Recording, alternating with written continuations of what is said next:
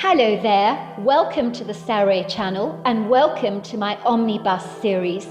I've got so many of these omnibuses that are going to come out so that you'll be able to listen to an hour's worth of stories, which I know you're going to love.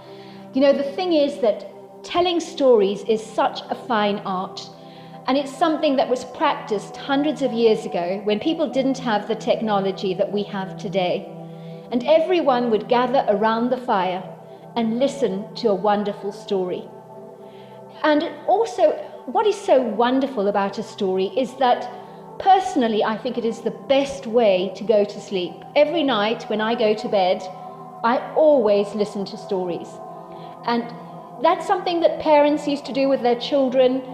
It's something that they still do with their children.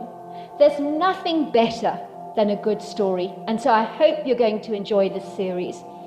And before we start, I just want to say, do subscribe to my channel because you don't want to miss out on anything. Because I'm in for the long haul and I want to make sure that you get the most stunning stories to go to bed with at night or to listen to when you want to be one of those people sitting beside the fire and listening. Don't forget to subscribe to my channel and let's get started. I hope you're going to enjoy the omnibus. Dear Sarah, and all your lovely listeners, I knew my brother Kevin was up to something. Whatever it was most certainly not legal. I was in the kitchen area of our trailer, washing up coffee mugs in the sink. I so happened to observe my brother sitting at the small kitchen counter, acting very furtive. He kept glancing over his shoulder towards me, to check that I wasn't actually looking at him. He was counting out a large volume of cash, placing it surreptitiously in a little tin, hoping I wouldn't notice. He was oblivious to the fact that I'd seen him. Where did he get that kind of money from, I wondered. I could feel nausea rising up at the back of my throat. My heart felt as if it was weighted down by a heaviness. I had this ominous, disturbing, foreboding feeling that he was doing something perfidious, disrespectable if you like, that would make my father turn in his grave. Kevin did not like having empty pockets at any stage. Growing up, he'd always liked to surround himself with tons of cash, stylish leather jackets, fancy loafers, of course the most dashing of cell phones that you could find on the market. I knew he'd taken up a job in a hardware store in Portland for 3 days a week, but judging by the amount of sizable cash he had accumulated, he was clearly supplementing his income in some underhanded, unscrupulous way. My father had recently died of a sudden, unforeseen heart attack, a prodigious event which had taken us all by surprise, for he had no history of high blood pressure, diabetes, high cholesterol, or even heart disease. I gather he got on a bus, but everyone thought he'd fallen asleep. When the bus had completed all its routed journeys, the driver nudged his sleeping passenger, trying to arouse him from his sleep. He had been dead for a long time. I gather the poor man had the fright of his life. I was 23 years old at the time, my brother only 20. It was a devastating blow that hit us hard like a brick to the face, for we both adored our father. He had raised us up since we were toddlers, which was very commendable for a man all on his own. My father's biggest problem was that although he earned a sizable income, he had spent it all extravagantly on us, lashing out an insane, disproportionate amount of money on expensive private school fees, buying us the latest exorbitant gadgets, anything our hearts desired. I don't think he knew how to say no to us. We were used to having it all. I think he spoilt us rotten, was effusive, unrestrained in his spending, to make up for my mother's absence in our lives. He felt guilty that we didn't have a female role model to influence our lives in a maternal way. Unbeknownst to us, my dad had accumulated a great deal of debt over the years, so after he died so fortuitously, the apartment was finally sold. The money attained from selling the property was used to pay off all his overdrafts at the bank, so we were left with such a pittance that we were forced to start renting a trailer home for ourselves. It wasn't easy for two youngsters used to having everything. It felt as if we'd been thrown into the deep end, with the sharks struggling to keep our heads above water. We managed to find a halfway decent trailer to rent in the Virginian countryside that was brand new, respectable, decent. There were 5 of these trailers situated on this flowery meadow, all currently occupied with tenants, with the exception of trailer number 1, which was snapped up in a heartbeat by us.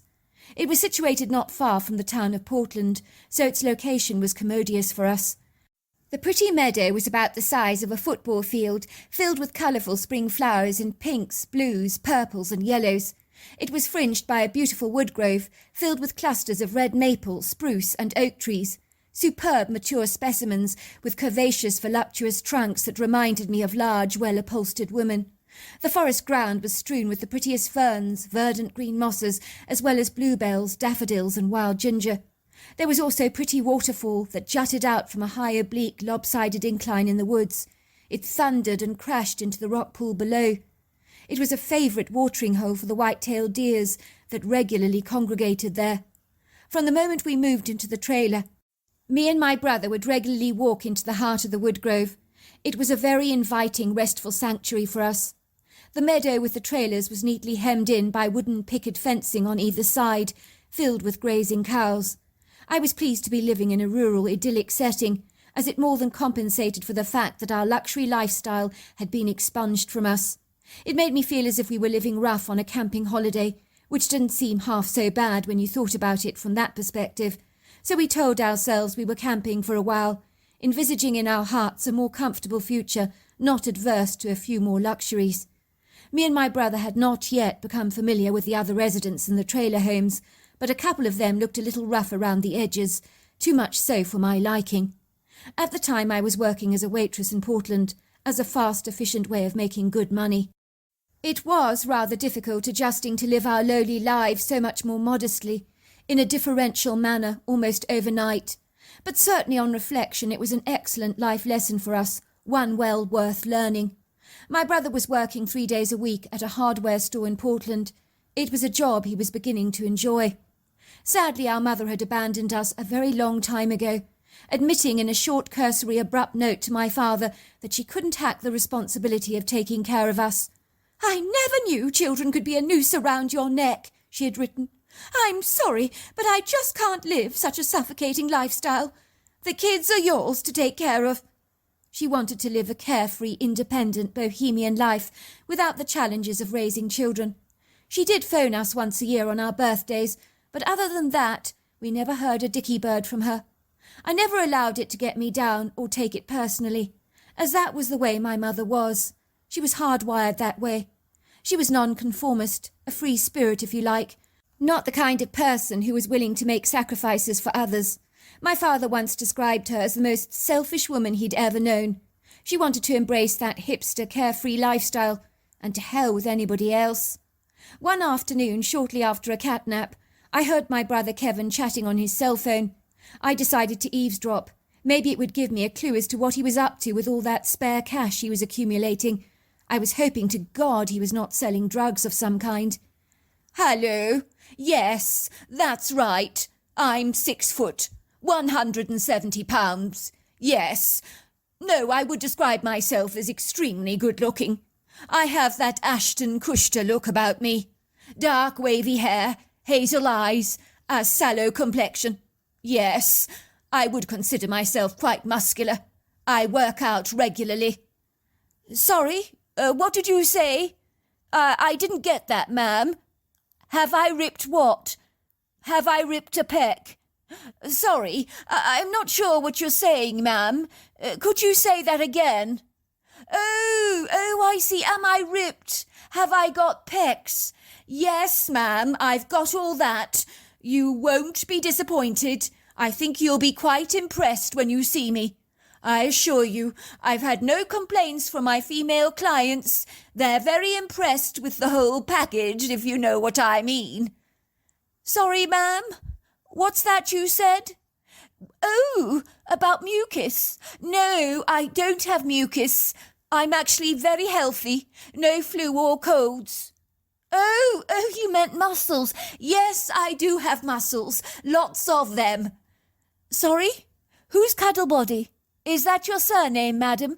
Oh, good body. Yes, ma'am. Yes, as I was saying, I do have a good body. It'll be $500 an hour.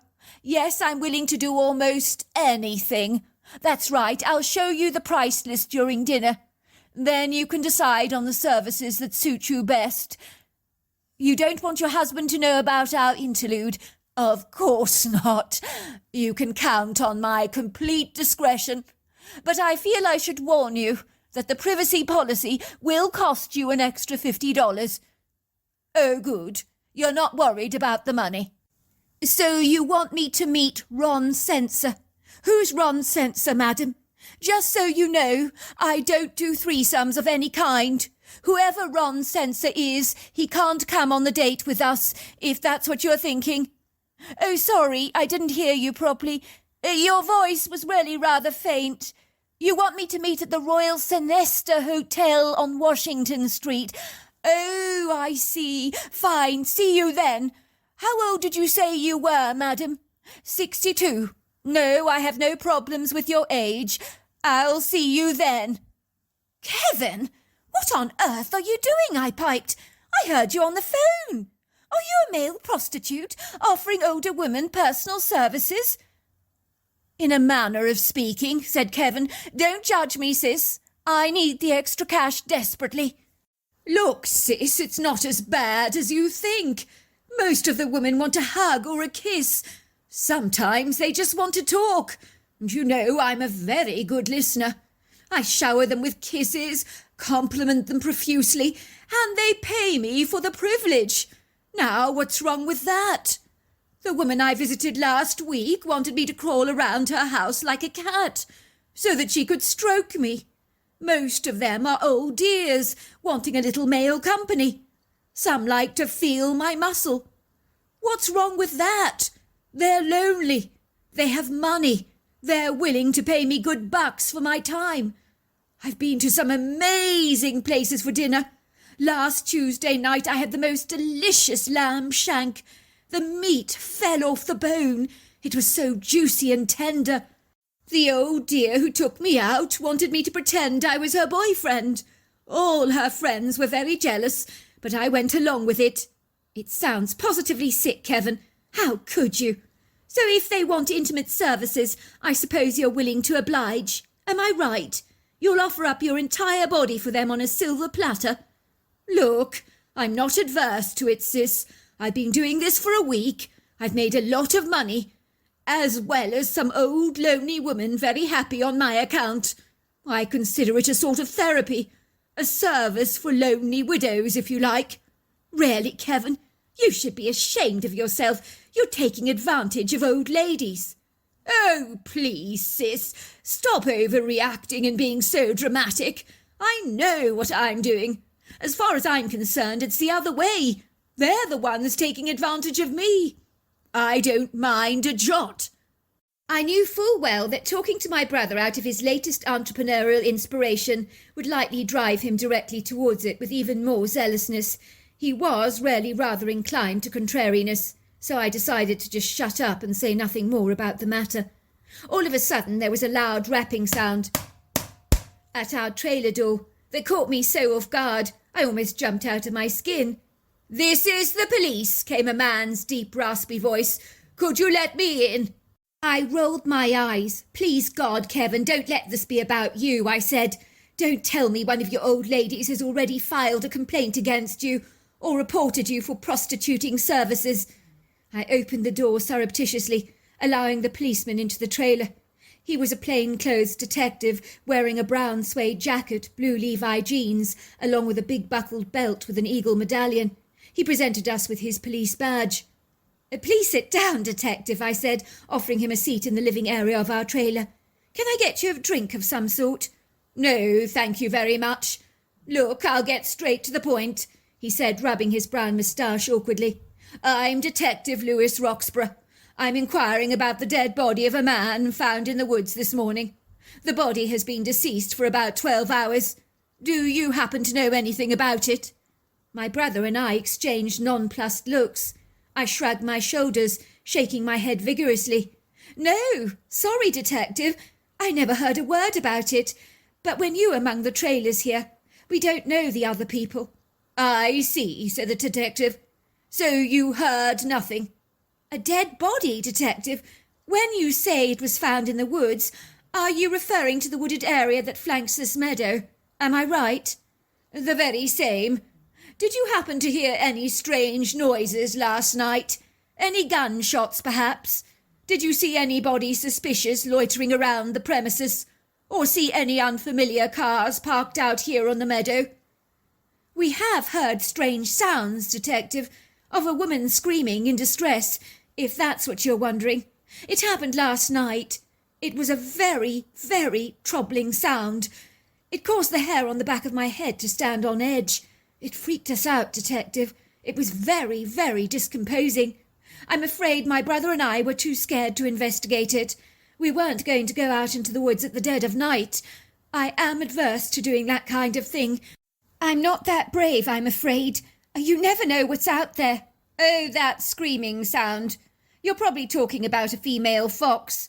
They sound like a woman screaming as if they're being murdered. It's not an uncommon sound to hear in the woods. Nothing to worry about. She was probably letting the male foxes know she was available for mating. I'm not worried about those kind of animal sounds. What I want to know is, did you hear a series of gunshots last night? A man screaming for help, perhaps? Possibly something like that." "No, we heard nothing of the kind, Detective. I did hear a car drive down the meadow. It was not one I'd seen here before. It was red. It seemed to be staying in the parking lot for quite a while, as though the occupant was waiting for someone. I didn't see them, though. I was in bed at the time, although I did hear the car door slam a couple of times." "Did you know what make of car it was?" asked the detective, taking out his notebook. "You say it was red?" I nodded. "The make?" "I think it was a red Chevrolet." "What happened, Detective? Who got killed? Should we be worried about this? There isn't a deranged psychopath wandering around murdering people, is there?" "No, nothing like that to cause undue alarm. At the moment, the body has not been identified.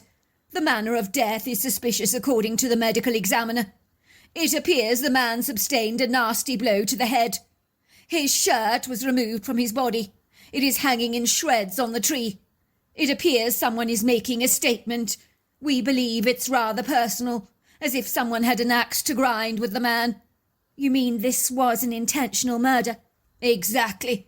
We think the murder is close to home. Someone who knew the person personally, was seeking revenge, maybe a spawned lover of some sort. The person who killed him was so enraged he shredded up the shirt. We have a theory that he might have been a murder for hire. The problem is that he was wearing a camouflage gear, so there's also a faint possibility he was illegally poaching in those woods. We do know there is a sizable deer population there." "Well, I would say the man must have been poaching, sir. People only ever wear camouflage gear for hunting, not as a fashion statement, surely." "Well, we have performed a fingerprint analysis on the body. Have been unable to determine who he is. Without a name to connect the body to a person, we can't pursue any further inquiries." "How did you find the body, sir?" "One of your neighbours. An elderly lady. Her name's Nora, I think. With the pretty hanging geranium plant pots in her front yard. I think it's trailer number 2, if I'm not mistaken. Well, she was walking her dog this morning. Stumbled across the grisly crime. The poor woman was in a dreadful state. She came to the police station shaking so much that we couldn't get a word out of her, until we gave her some tranquilizers. It's our opinion that she's keeping something from us. She hasn't told us the full story. I'm certain of it. She was the one that discovered the deceased body. It was lying dangling on a branch next to the shredded shirt, along with a hunting rifle and a head torch. Your neighbour felt very certain that someone was peering at her through the underbrush. I gather her dog was barking continuously at one particular spot in the hedgerow. It then began to cower and became very afraid. She was very frightened, so she vacated the area as quickly as she could. She was under the impression that the murderer was hiding there in the bushes, watching her." "Well, I would suggest, Detective, that you search the woods then. I mean, what if the perpetrator is still out there?" "The woods have already been thoroughly searched. The perpetrator has long since gone. We've been unable to find any other evidence, other than several rounds of spilled gun shells from the man's rifle lying strewn all over the forest floor. It is an exceedingly bizarre situation." "I think, sir, it sounds like he was probably poaching. All those spilled gun shells, the camouflage clothes, the rifles. Maybe someone followed him into the woods, Someone who intended to deliberately harm him. Someone with nefarious intent. I mean, it would be the quintessential perfect spot to dispose of a deceased body. Yeah, good. If you want a job with the police force, let us know. You think like a policeman. Well, I better leave now. You've been most helpful. He handed us his card.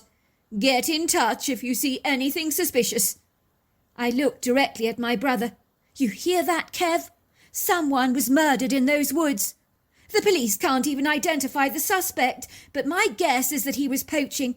Maybe someone followed him surreptitiously into the forest. They murdered him there. But with what?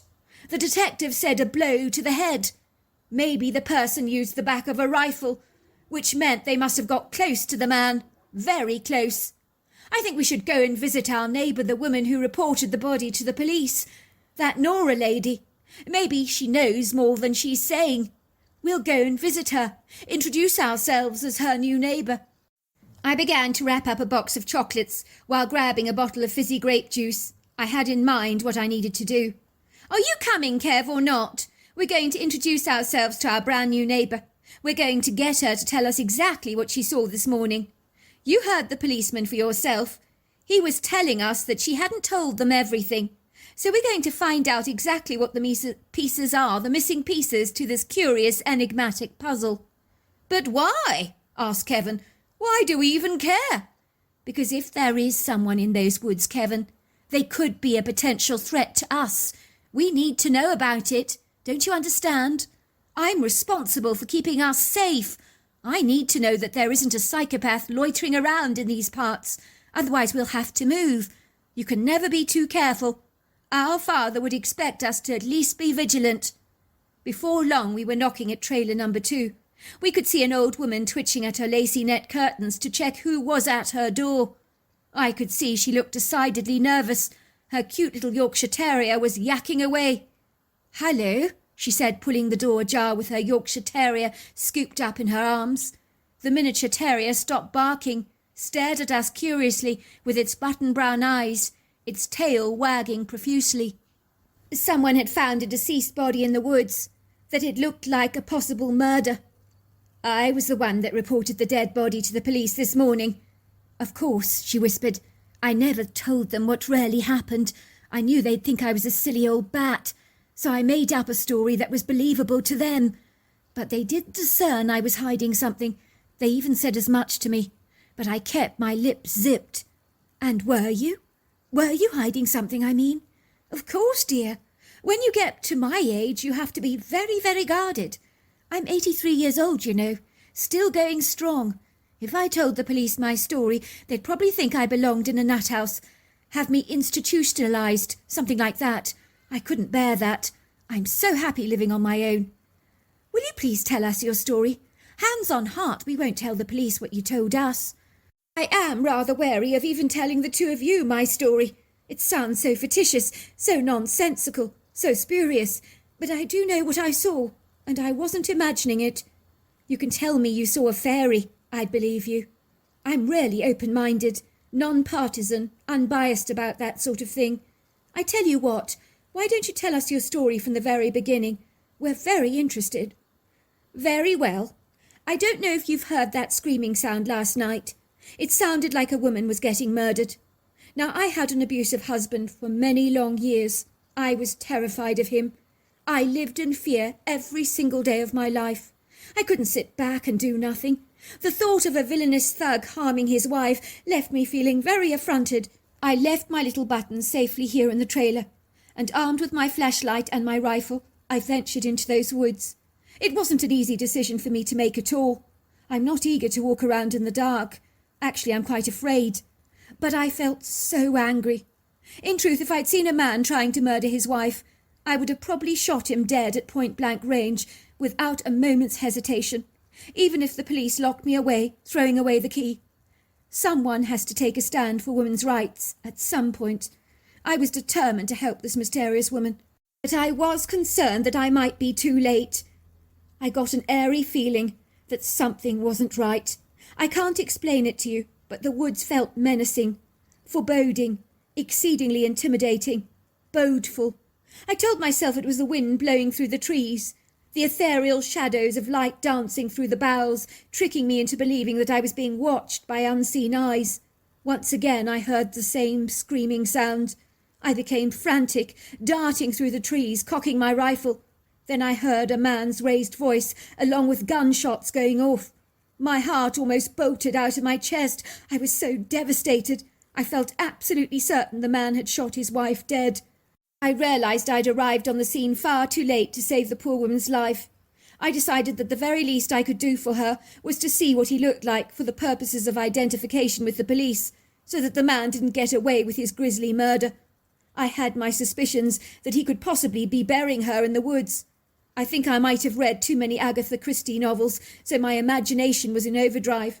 I began to stealthily move towards the sound. I didn't want to draw any attention to myself, but luckily with the full moon shining, along with the open canopy above my head, I could see very clearly. The visibility was absolutely excellent. I also noticed that there was no chirping crickets or frogs, which I did think decidedly odd. I concealed myself behind a large oak tree. That was when I saw the man. He was cocking his rifle at something. I've never seen a man look more terrified or discomposed in my entire life. His eyes were as round as saucers, his mouth dropping to the ground, his body shaking like a jelly. And when I say shaking, I mean trembling so desperately badly. Lying next to him was the body of a large deer. A deer that he had obviously only recently killed. I realised then that he had been poaching. It was only then I heard the curious growling sound. "Are you all right?" I asked. "Can I get you anything?" I could see that the old woman was now physically shaking. "If you could pour me a gin and tonic, dear, I think that would strengthen my nerves considerably." I quickly handed her a gin. She glugged it down in a single gulp. "Ah, that's so much better. It's called Dutch courage. Let's see, where was I? Ah, yes, the growl. Oh, the growl was worse than a lion. It went right through me. It seared through me like a knife to the heart. It was a physically forceful sound, very unnerving indeed. That was when I knew that the poacher was being pursued by a predator. But what? I couldn't imagine.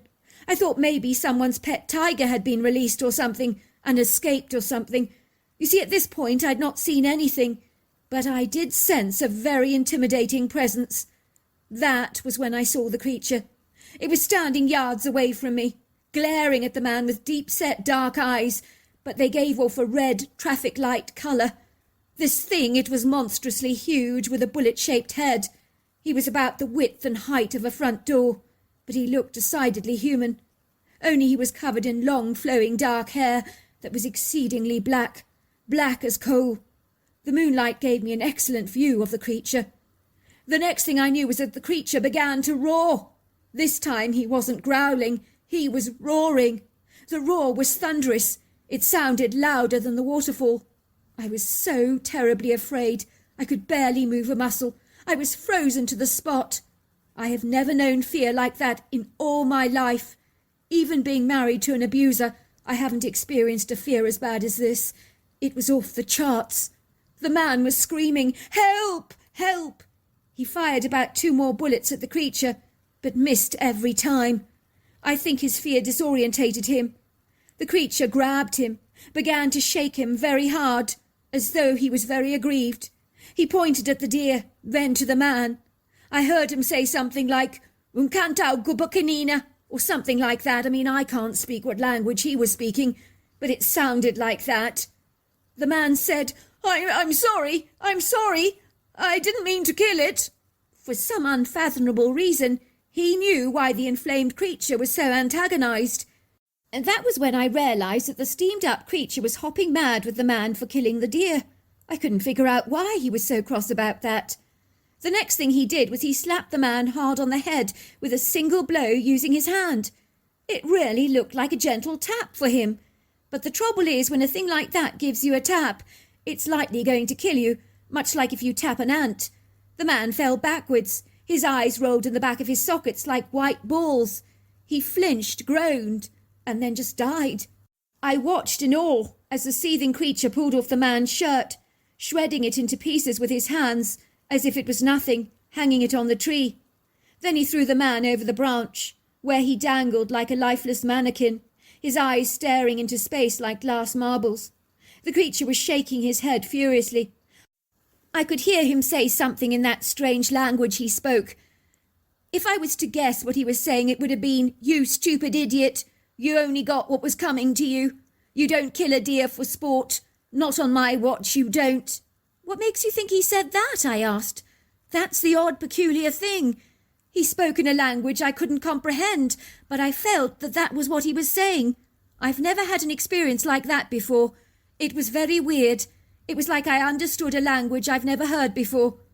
The creature then moved over to where I was hiding. He knew I was there. That was the curious thing. How could he know where I was? I think he'd seen me hiding there. I could hardly believe it. He was so aware of his own environment, in touch with every sound, smell, movement. I became afraid. I thought he was going to kill me. I really did. I felt like a doll in his presence, because standing yards away from him, I think I must have come up to his belly button.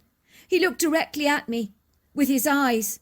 I realised they weren't red close up, but a deep treacle colour. But they looked kind, really kind. That was the surprising thing. He said something to me in his peculiar language, which sounded like it contained lots of clicks. I thought I heard him say, "I mean you no harm," and then he was gone like that. I watched him glide away in the woods on his long legs. He looked like he was floating. He was so graceful. I was shaking so much after what had transpired. I was about to return to the trailer when I heard a man's voice shouting, "Rick! Rick! Rick, where are you?" I think it must have been his buddy coming to collect him, and of course the hunting trophy. But when he saw his dead friend lying there on the tree, I heard him say, "Bloody hell!" Then he just hightailed it out of there so fast. I heard his truck engine starting up. He drove out of there like a bat out of hell. "So you went to the police station the following morning to report the dead body that you'd seen from the previous night?" "That's right. Now, I'm not normally a liar, but you can see why I would tell the police a bogus story. If I personally find it hard to digest, imagine a sceptical, cynical officer. They would think I was completely batty. 'Yes, ma'am, you say you saw a hairy man-like creature in the woods kill this individual.' 'I think you saw a Bigfoot,' said Kevin.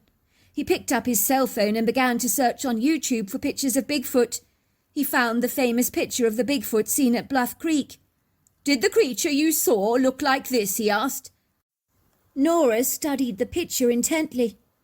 "Yes, I would say it did look rather like that, but bigger, taller, wider, slimmer, muscular, much more muscular, with thicker, longer hair.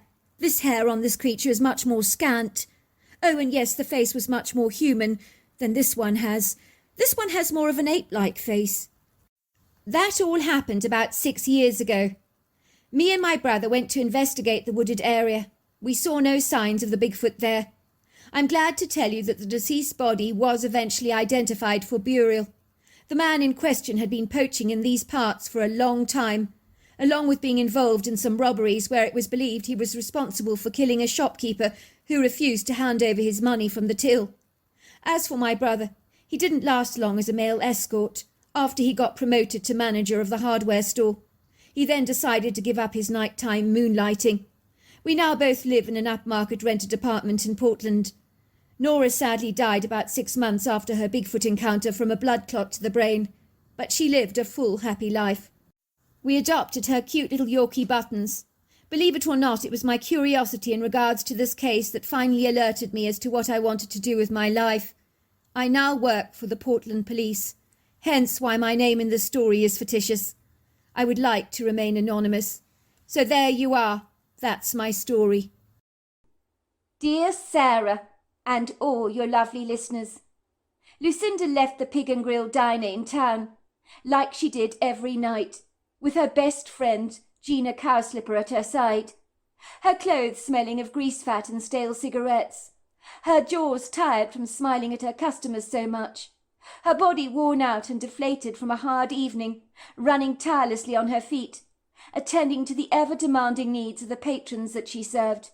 There was no doubt she was a hard worker, and Mr. Cowslipper privately concluded she was the very best thing that had happened to the Pig and Grill in a short period of time that she had been working under his employ. He had promptly promoted Lucinda to manager over and above his own daughter Gina, who was not nearly as reliable as Lucinda was. Mr. Cowslipper only ever paid Lucinda cash in hand, as if she was casual waitressing staff, in order to protect her and keep her safe, as Lucinda feared for her life, and was always carefully looking over her shoulders, wondering if this was the very day that her past might come back to haunt her. She had dyed her brown hair an ash blonde colour, but beyond that disguising herself was not easy.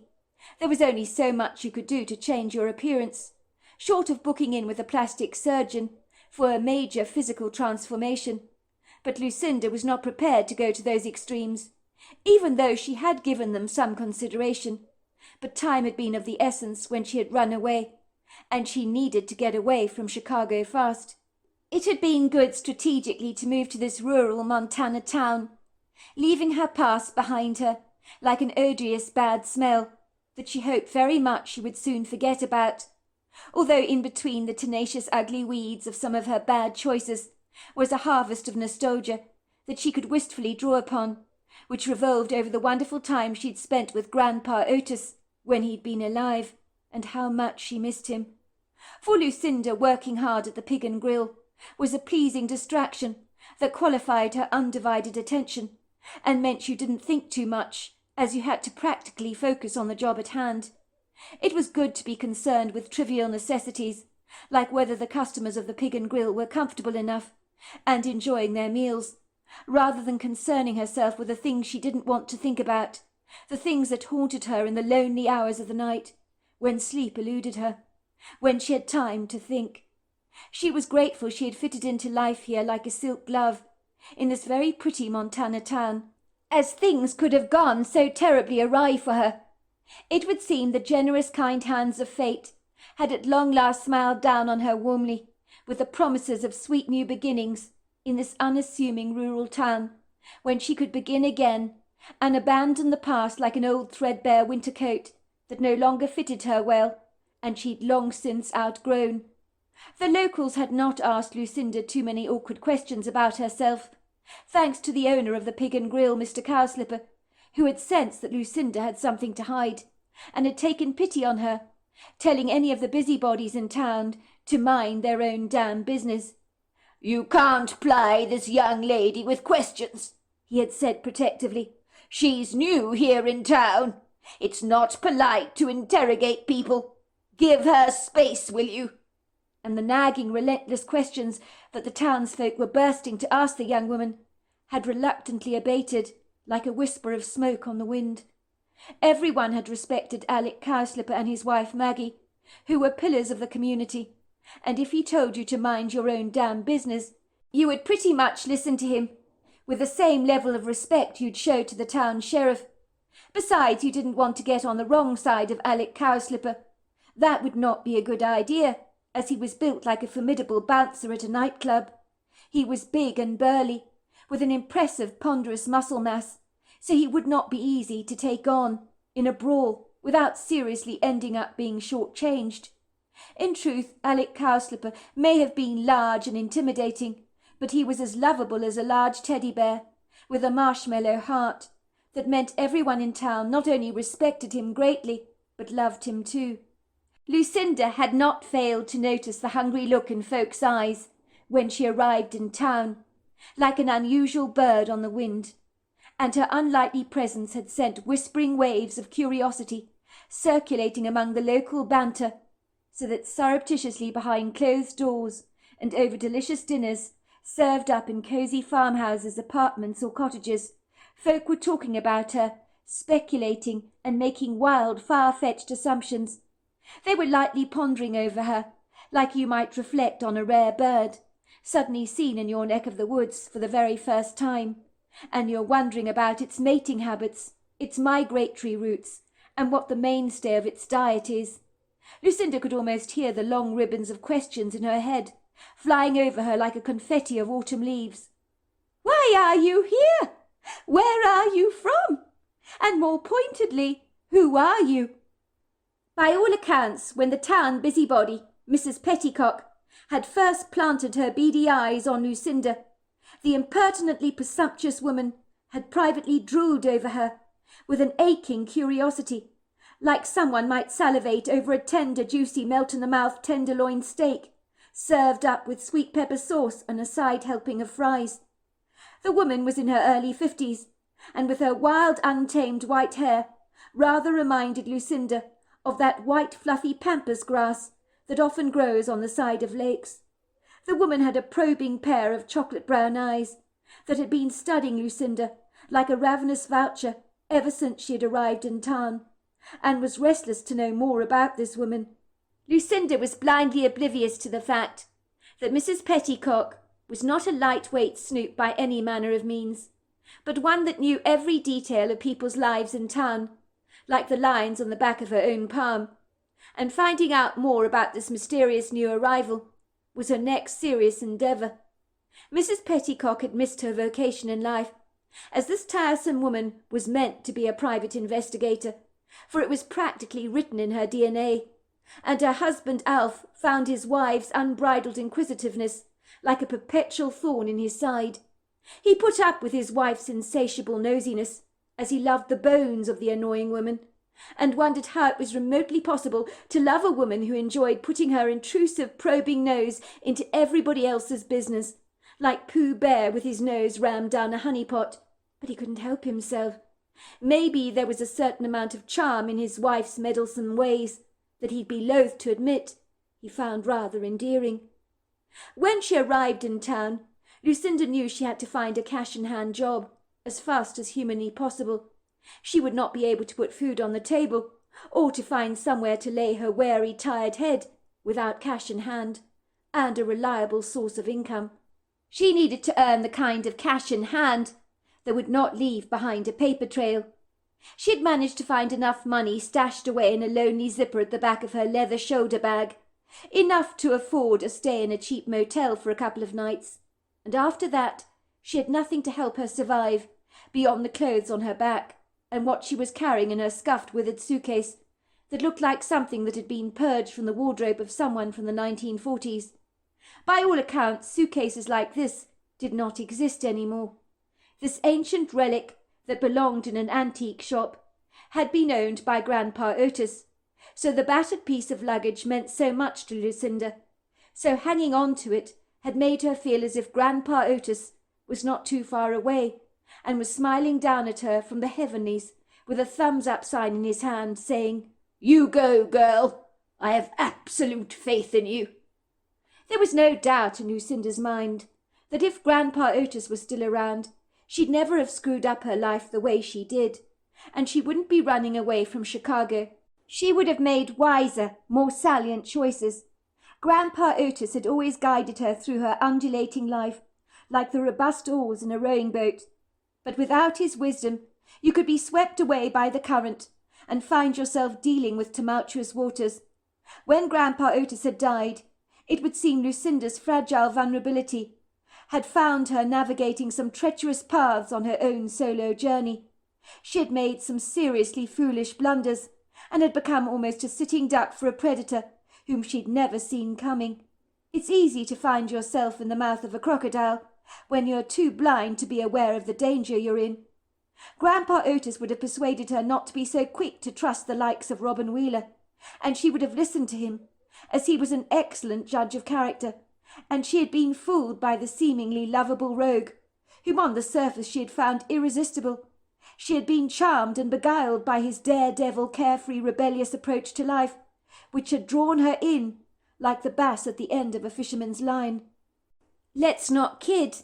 Lucinda had been wildly attracted to Robin, with his ruggedly handsome good looks, like a kid to a box of matches, so that with one strike of the match the whole building can potentially burn down, as everybody knows that if you play with fire, you'll almost certainly get burnt.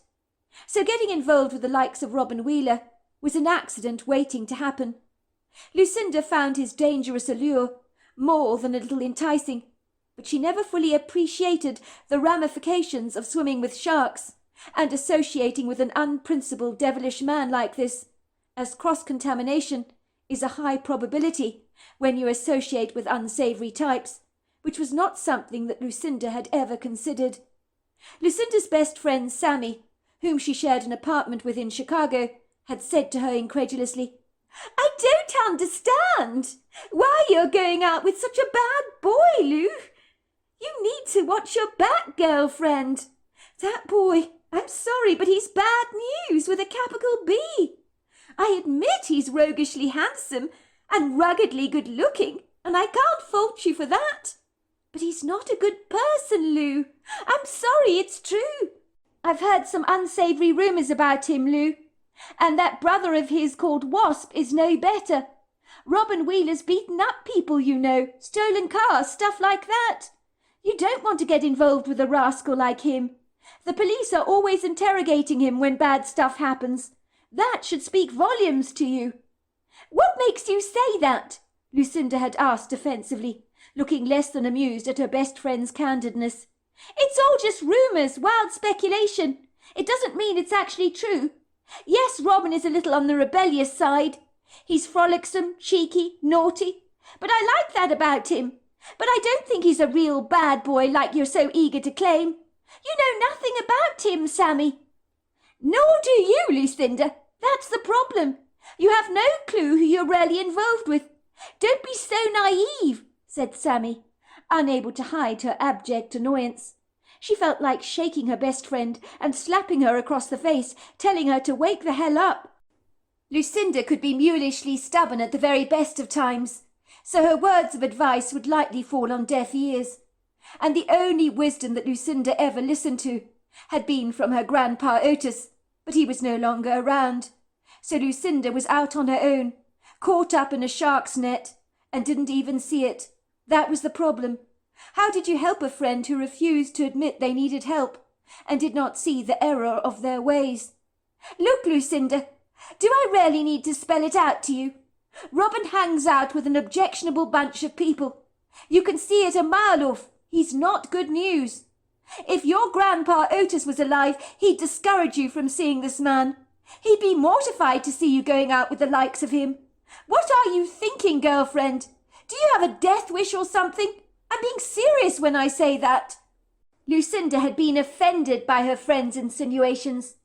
"Don't be so dramatic, Sammy. For goodness sake, stop overreacting. Robin may not be scrupulously clean, I admit that. But there's no way he's a murderer.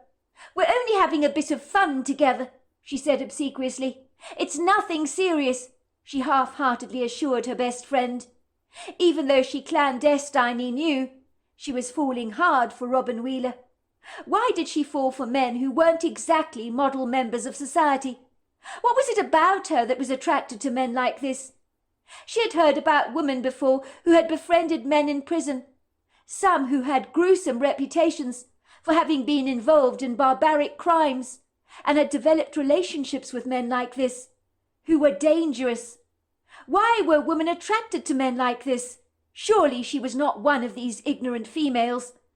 "That's the problem, Lucinda," said Sammy unabashedly. "A little bit of fun can turn into something serious. When you end up in a bad crowd, you can be influenced and persuaded to do things you would never normally do. Think about it. Have you ever heard the saying that you become like the company you keep? So you need to choose your friends carefully, most especially your boyfriends. As let's not mince our words, Lou. They can drag you down with them, and I don't want that to happen to you.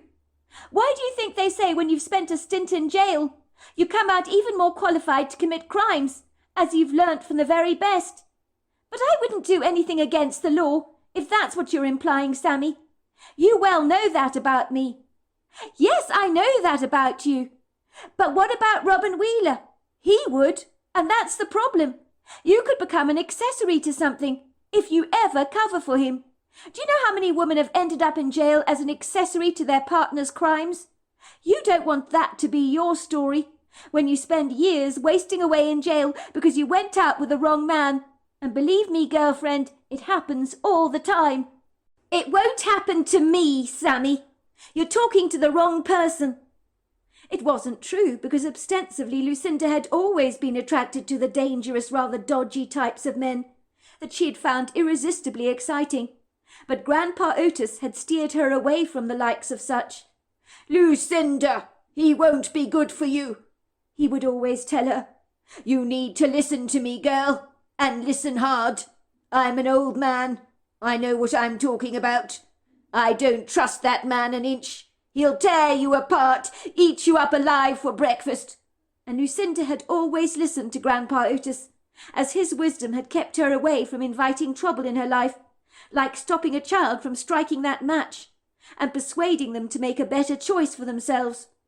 For Lucinda, getting involved with the likes of Robin Wheeler was the worst decision of her entire life, that had come back to bite her really hard. Now she had the indelible scars to show for it, and some scars are not the kind you can physically see, but it doesn't mean that they're not there. It was for this reason she was on the run, and why she was lying low in this remote Montana town, hoping with all her heart that Robin Wheeler's brother Wasp was not hot on her trail, which was a very real possibility, because with the likes of him you could never be certain about anything. Suffice to say, Wasp would stop at nothing to find her, and if he did, there is no telling what would finally become of her. She'd likely join the 411 missing persons statistics, and people would say, "Whatever became of that lovely girl? What was her name? Lucinda Periwinkle. That girl lived with her Grandpa Otis after her parents were so tragically killed in a fatal plane crash in Namibia, when they were doing that fabulous documentary for the National Geographic on the desert there. What on earth happened to that girl after her Grandpa Otis died? She was here, and then she was gone. She was always such a familiar face around these parts. Wherever she is, I hope she's made a good life for herself."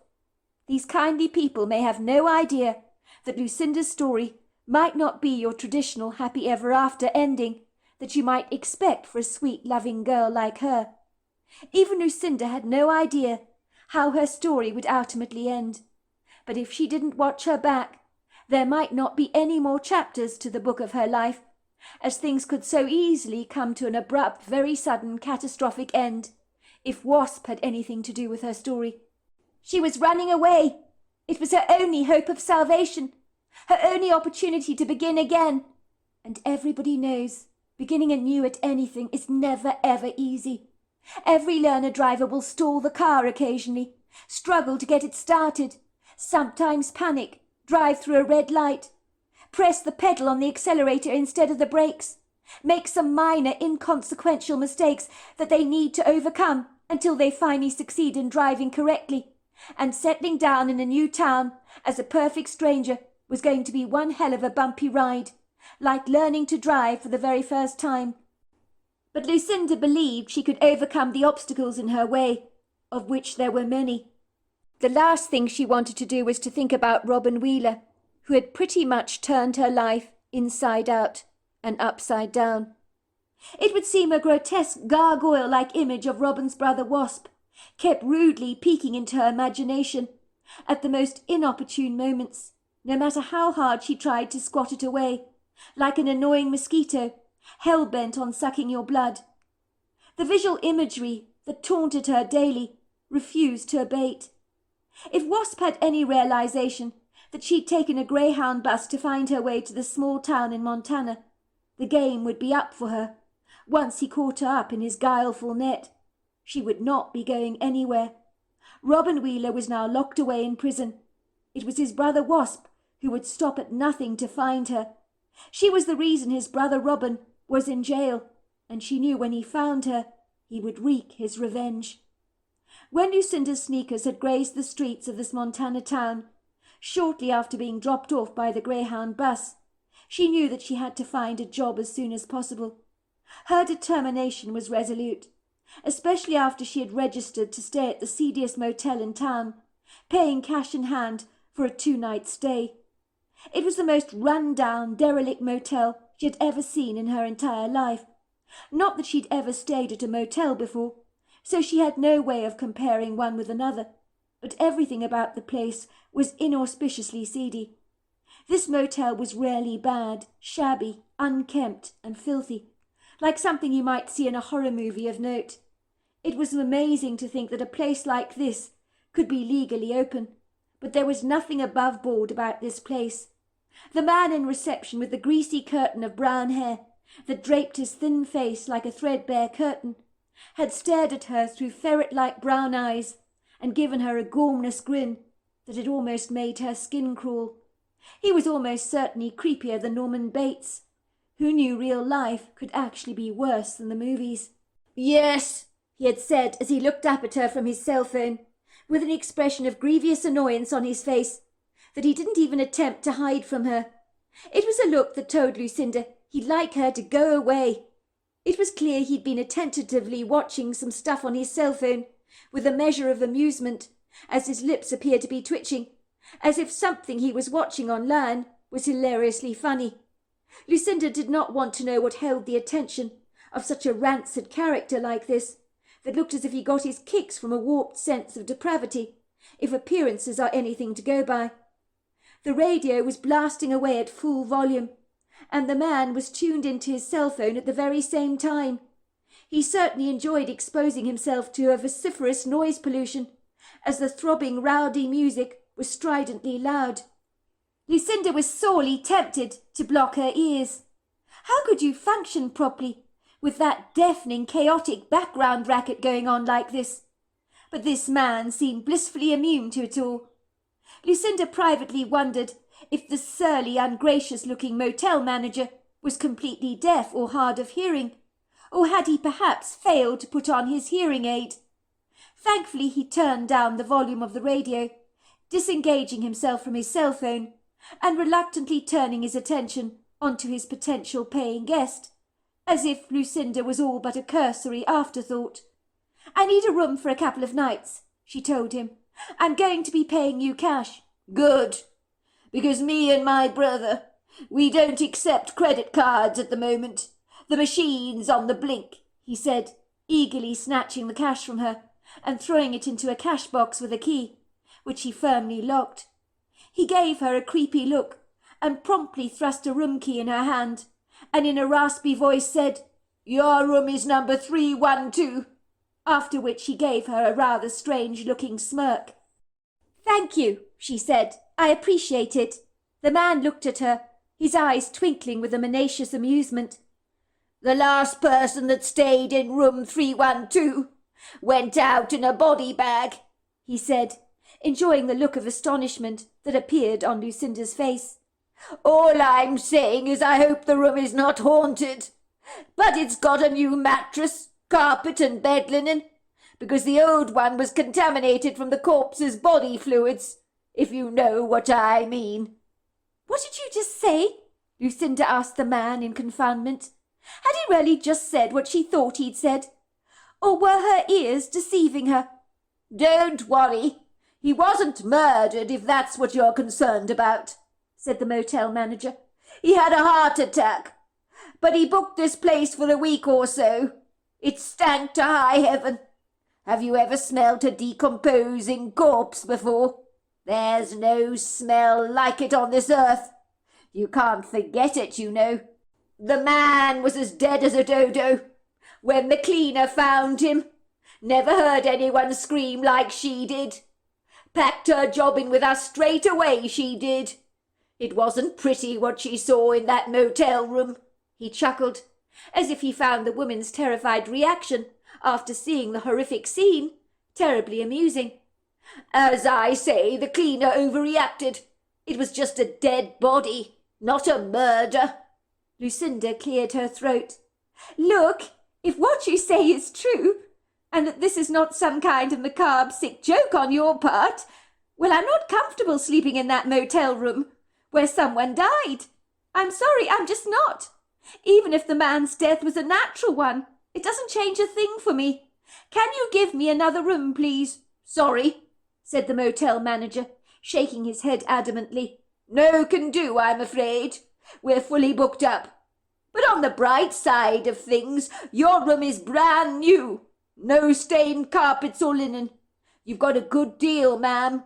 Room is as good as new with a newly fitted ensuite bathroom. I wouldn't complain if I were you. You're one of the lucky ones, you are." "Lucky? Are you kidding me? I'd hardly describe that as lucky. If you can't give me another room, then give me my money back. I'll go somewhere else if that is the case." "Where to?" asked the motel manager, raising one of his pronounced-looking black caterpillar eyebrows. It was almost as if the motel manager intuitively sensed the sorry state of her bedraggled finances and the pitiful emptiness of her pockets.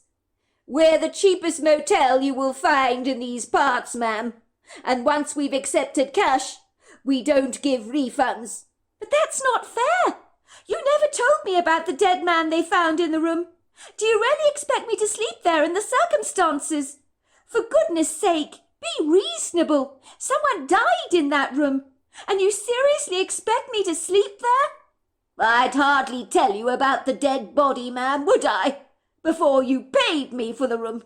It wouldn't be good business sense, would it? And I'm a savvy businessman, I am. The room's been refurbished, so all traces of the deceased corpse are gone. So what are you complaining about, ma'am? Some of the other rooms in this motel are dripping with body fluids, if you know what I mean," he said, giving her a mischievous wink.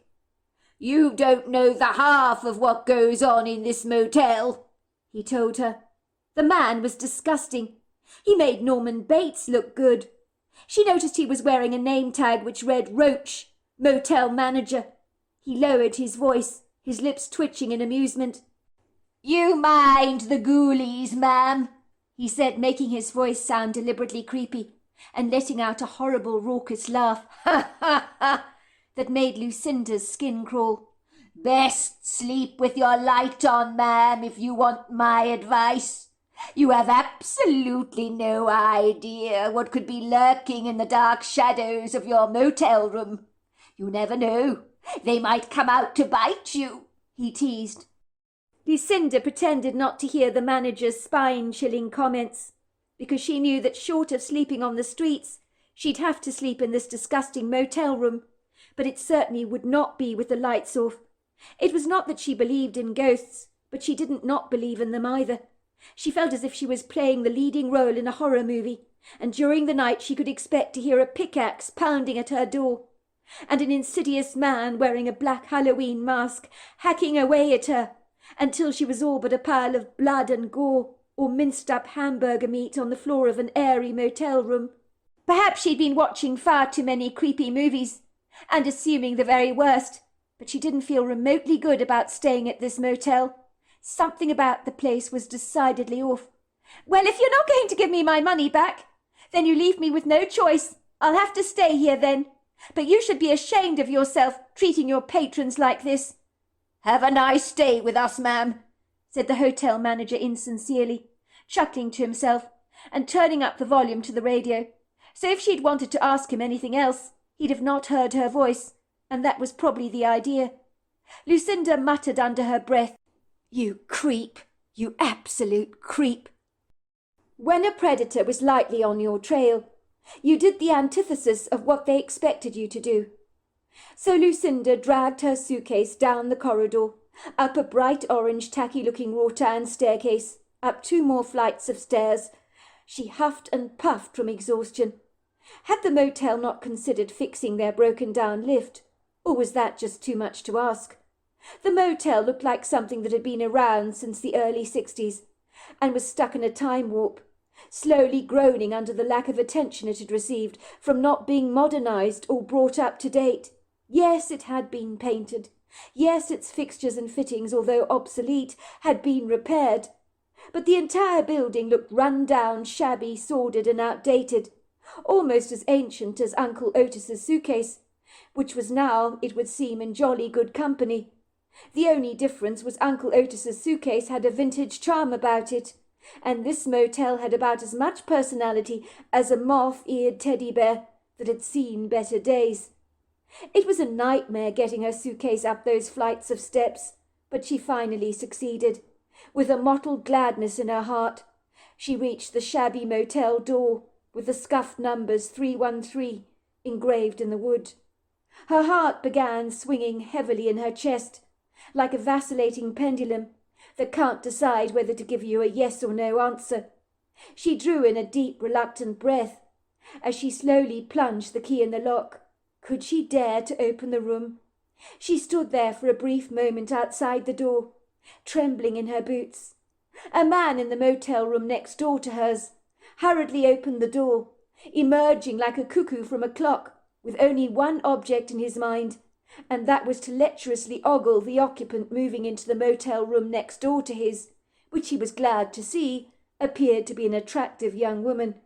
He did not disguise his pleasure on laying his eyes over Lucinda like a hungry Komodo dragon.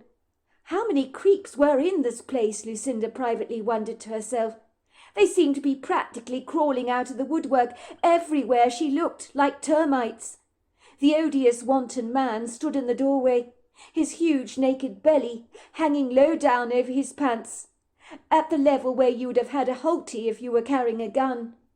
A smouldering cigarette dangled from one of his fat grubby fingers, stained yellow from nicotine. He was breathing heavily, as if it had been a major effort to leave his sofa just to get to the door. He stared at Lucinda lustfully, giving her the once-over with amorous dark eyes that left you in no doubt what he was thinking.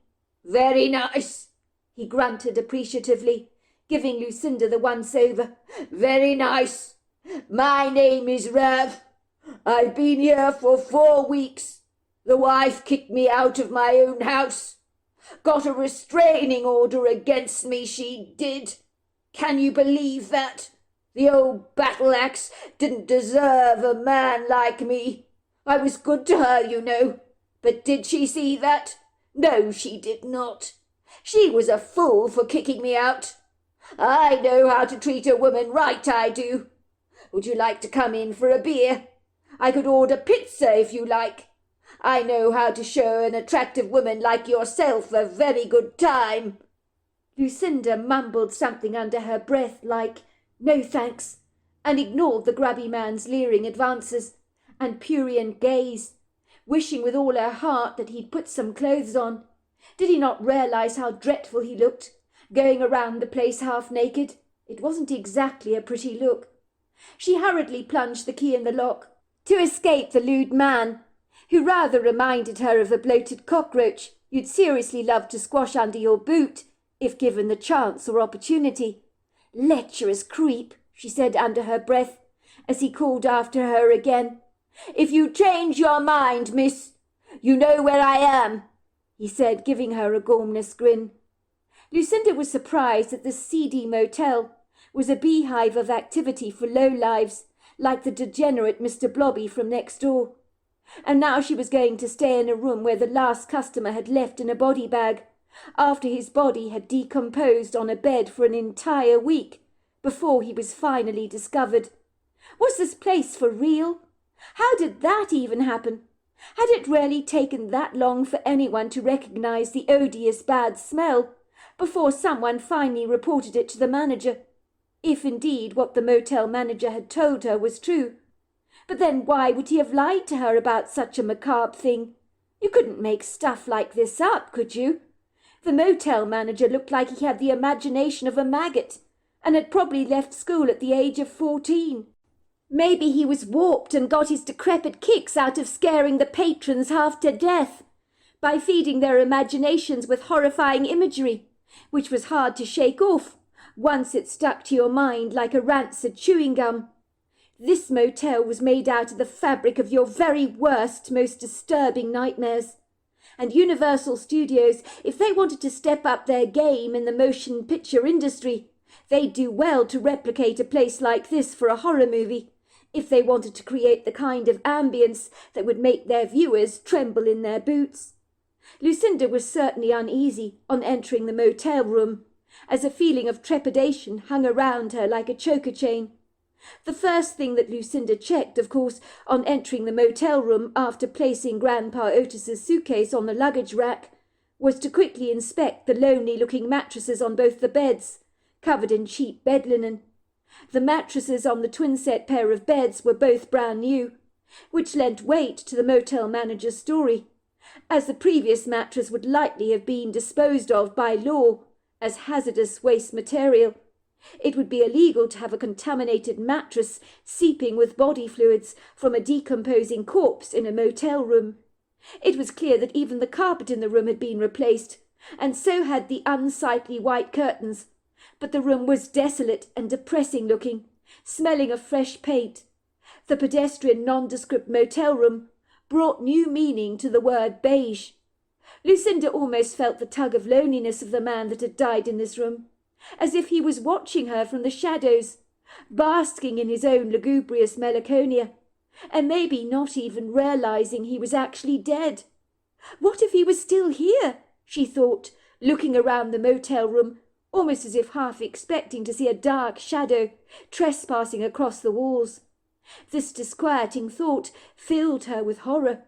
Just thinking about the deceased man that had died in this motel room made her skin recoil in disgust, and it was as if the lingering odour of his noxious decomposing corpse still permeated the air, even if it was long since gone. Maybe this motel room held an indelible, repugnant footprint of this man's death within its four walls, that no amount of bleach or refurbishing could ever shift. Did they not say that places held on to traumatic memories, like signatures, that became ingrained into the energy of a place? It was possible, Lucinda thought. She promptly thrust open the window as wide as she could, inviting in a cool breeze that filtered through the room, knocking about the curtains against the walls, like the billowing sails of a boat. A tense feeling of panic overcame her. Her chest tightened, so that she could hardly breathe. Her heart began to race in her chest. Lucinda was no stranger to panic attacks. She knew exactly what she was experiencing, for this had happened to her before. Breathe, she told herself. Push your stomach out. Breathe in. Pull your stomach in. Breathe out. And then the panic will subside. It's all in the breathing. Once Lucinda had managed to calm down, and her heartbeat had slowed, she took in the motel room through discriminating eyes. It was about as bland and as nondescript as you could get, with cream walls, cream curtains that hung limply from the windows like unkempt eyebrows framing a pair of dull, soulless eyes on a colourless white mannequin's face. The bed linen was white, and the only colour in the entire room was a tacky-looking hideous lime-green bed cover and a couple of brown cushions. Then there were about 3 pictures on the walls, all of very drab desert-like scenes, consisting of cactuses. It was uninspiring and insipid. One thing was for certain: the designer of this motel room had about as much taste and imagination as a bag lady carrying a trolley of her worldly possessions down Madison Avenue, New York. It could have been worse, of course, she told herself. At least I'm lying on a brand new mattress that is not heavily soiled, and the room has been freshly painted. How she wished that the creepy motel manager, suitably calling himself Roach, had not told her about the dead man, and then this room would not be half so bad. It was the ominous, rather harrowing thought of the dead corpse lying on a bed in the room that brought on a shuddersome attack of the heebie-jeebies for Lucinda. I need to get out of here, she thought, glancing at her sorry reflection in the mirror as an afterthought. The less than glamorous image that stared back at her she barely recognized. She had been pretty once, but the last year had rudely leached the beauty from her face, like a heavy-weight drain cleaner, and the black bags under her eyes tactlessly spoke of many a sleepless night. If she was going to ask for a job around here, she needed to look halfway respectable, and right now, in her shabby jeans, with their trendy fashionable ladders around the knee area, and the scruffy-looking white T-shirt she was wearing, she really did not look her very best. It didn't help that her greasy dyed blonde shoulder-length hair was begging for a shampoo, and probably was smelling of petrol fumes from the Greyhound bus. She looked more like something disgracefully unmentionable that the cat had dragged in. Lucinda hurriedly stepped into the brand-new shower cubicle that had also been refitted only recently. She sighed with relief when the hot water jetted over her body, like an obstreperous waterfall. She indulgently bathed appreciatively in its warmth, as if washing away the sweaty debris of her soiled life, and finally, after abandoning the shower and drying herself off, she slipped into a pair of comfortable, elegant, flared black trousers, along with a white blouse, and put her feet into a flat pair of comfortable corked sandals. Then she put a splash of misty oil perfume around her neck and tied her slightly damp towel-dried blonde hair away from her face in a neat ponytail to give herself a no-nonsense honourable look.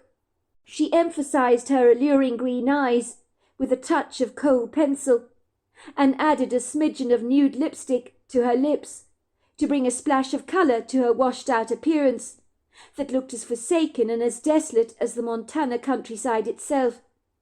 It would seem the landscape had wilfully engaged in a bright season of parting, with resplendent leafy ensembles, ablaze with showers of golds, russets, and reds, that were now being confiscated by the formidable hands of the forthcoming winter, that was demanding autumn to stop showing off and to dispose of her finery, like a mischievous teenager who'd been out and about too much, painting the town red, and was being reprimanded by her parents. Now everything looked defeated, tired, haggard, and weary. It was hardly a wonder that piles of fallen leaves pillowed themselves magnanimously on the sides of the road, as autumn had given up the ghost, and was finally surrendering to the demands that the cold season invited. Lucinda was eager to leave the claustrophobic confines of the motel room that was inviting her to dwell on some discomposing thoughts that she was far too fatigued to allow herself to entertain. The long road trip on the Greyhound bus had sucked the life out of her, but some light exercise might help her get an even better night's sleep, as her legs felt stiff from being seated in the same squat position in the back of the bus, and even as she walked, her muscles ached. She had chosen to take a light breather, walking down the street in town on a bustling, busy Friday night. Her cork sandals clattered noisily against the asphalt paving of the sidewalk. Some of the tall, lanky trees, planted within the confines of the paving, began to whisper in the breeze, the cool air provoking their few remaining leaves to rustle and the boughs to shake, so that even a couple of abandoned chip packets floated down the sidewalk in good company with some crisp autumn leaves. And in a strange way, the crinkling litter as it moved almost looked beautiful in the soft, mellow, rather flattering light of the street lamps. Lucinda had been gagging for fresh air, after having spent far too long in that miserably oppressive, sticky atmosphere of a cloying Greyhound bus, with a dodgy air-conditioning system that didn't appear to be working terribly well. Either that or the dishonest driver didn't want to turn it on, and pretended it was giving him problems, and then to boot arriving at a very unsavoury motel room with a less than desirable next-door neighbour had been far from welcoming. How she wished with all her heart she had a ubiquitous amount of money, as staying in a luxurious hotel would feel marvellously good, but beggars could not be choosers. She knew she had put the huge envelope of cash into her shoulder bag, after taking a sizable amount of money out of her bank account. She had subsequently turned her account into an interest-gaining account that could not be touched for the next few years. She had left her best friend Sammy a note saying, "I'm sorry about leaving you in the lurch like this with the rent, but I enclose enough cash to keep you covered for the next 3 months, until you find a suitable new flatmate. I know I'm in danger, Sammy," she had written. "You were right about being careful about choosing my friends. I messed up big time. As you know, I'm the reason Robin is in jail. As a consequence, I'm being followed by Wasp. He knows what I did, and that I'm responsible for getting Robin locked up. His girlfriend tells me that Wasp is going to kill me. I was good friends with her. She knows Wasp means business. I'm not sure the police are in a position to protect me. I can't tell you where I'm going, for your own safety, of course. Love you, Lucinda." It would seem while she'd slept in the Greyhound bus, someone had stolen that envelope containing all her money from her shoulder bag. I mean, of all the unlucky things to happen, the losing of this sizable stash of money was an infelicious kick in the guts. She had fought the urge to stay awake in the Greyhound bus, she rarely had, to ensure that something like this did not happen. But the rocking motion of the bus had sent her off into a deep sleep, and it was only when she climbed off the bus and had gingerly inspected her handbag She had discovered that not only was her leather purse missing, but her manila envelope of cash had also been stolen. Luckily she'd found some stray cash notes stashed in the back pocket of her shoulder bag, or she really would be in a sizable pickle. She knew at once who had stolen her money. She had chosen an inconspicuous seat, close to the back of the bus, where she sincerely hoped she would not be noticed, but a while later a grubby-looking woman that reminded her of a gypsy, as she wore a full, long, flowing skirt and a black crocheted shawl, and both her hands were covered in hundreds of jangling bangles. The woman had asked her if the seat next to her was occupied, and Lucinda, who couldn't lie, had said no, it wasn't. So the woman had promptly sat down right next to her, having chosen not to occupy one of the other seats that was still empty. Had this been part of her cunning ploy? Was the sly woman a frequent traveller on Greyhound buses, looking for an easy target? And had she seen Lucinda coming, like a cat on the trail of a mouse? The woman certainly had furtive brown eyes, and had given Lucinda a shy, bashful, reluctant smile. Lucinda had half expected the woman to offer to read her palm, but she had been quiet and rather timorous the entire journey, and not said a single word, giving nothing away. Lucinda had privately deduced the woman was harmless, but it seemed she had slippery fingers. She suspected when she'd fallen fast asleep, the woman's grubby hands had been ferreting around in her bag, like a couple of raccoons in a dumpster. It was amazing she hadn't heard the commotion, with all the bangles she was wearing. She could, of course, report the lamentable incident of theft to the police, but that would draw unwanted, unambiguous attention to her presence in the small town, and that was the last thing she wanted to do. The absence of money in her life meant she had to settle for measly leftovers, like the cubs in a lion pack, after the male lion has eaten his fill of the choicest prime meat, leaving scant offerings for the others in the pack.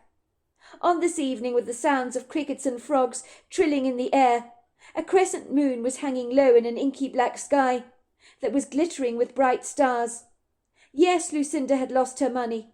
Yes, she was staying in a dreadfully inauspicious motel room, with not so pleasant a history, but at least she was alive and well, and that was something to be grateful for in the grand scheme of things. For a moment she was all but a solitary figure, sashaying down the sidewalk, walking past a collection of eclectic-looking shops, a baker's, a butcher's, a grocer, a clothes boutique, a nail bar, a sandwich shop, a doughnut shop, and so much more. She could hear the merry laughter of people's voices trilling in the background, like a cheery sequence of orchestral notes. She could smell barbecue grill and melted cheese filtering in the air, reminding Lucinda of how hungry she actually was.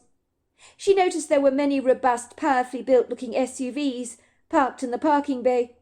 Then she saw a few couples holding hands, purposefully drifting into a couple of bars and diners.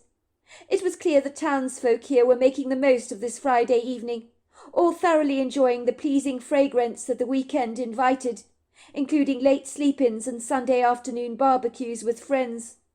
It was the pink neon sign of a pig with writing on the inside that flashed grill that caught Lucinda's immediate attention.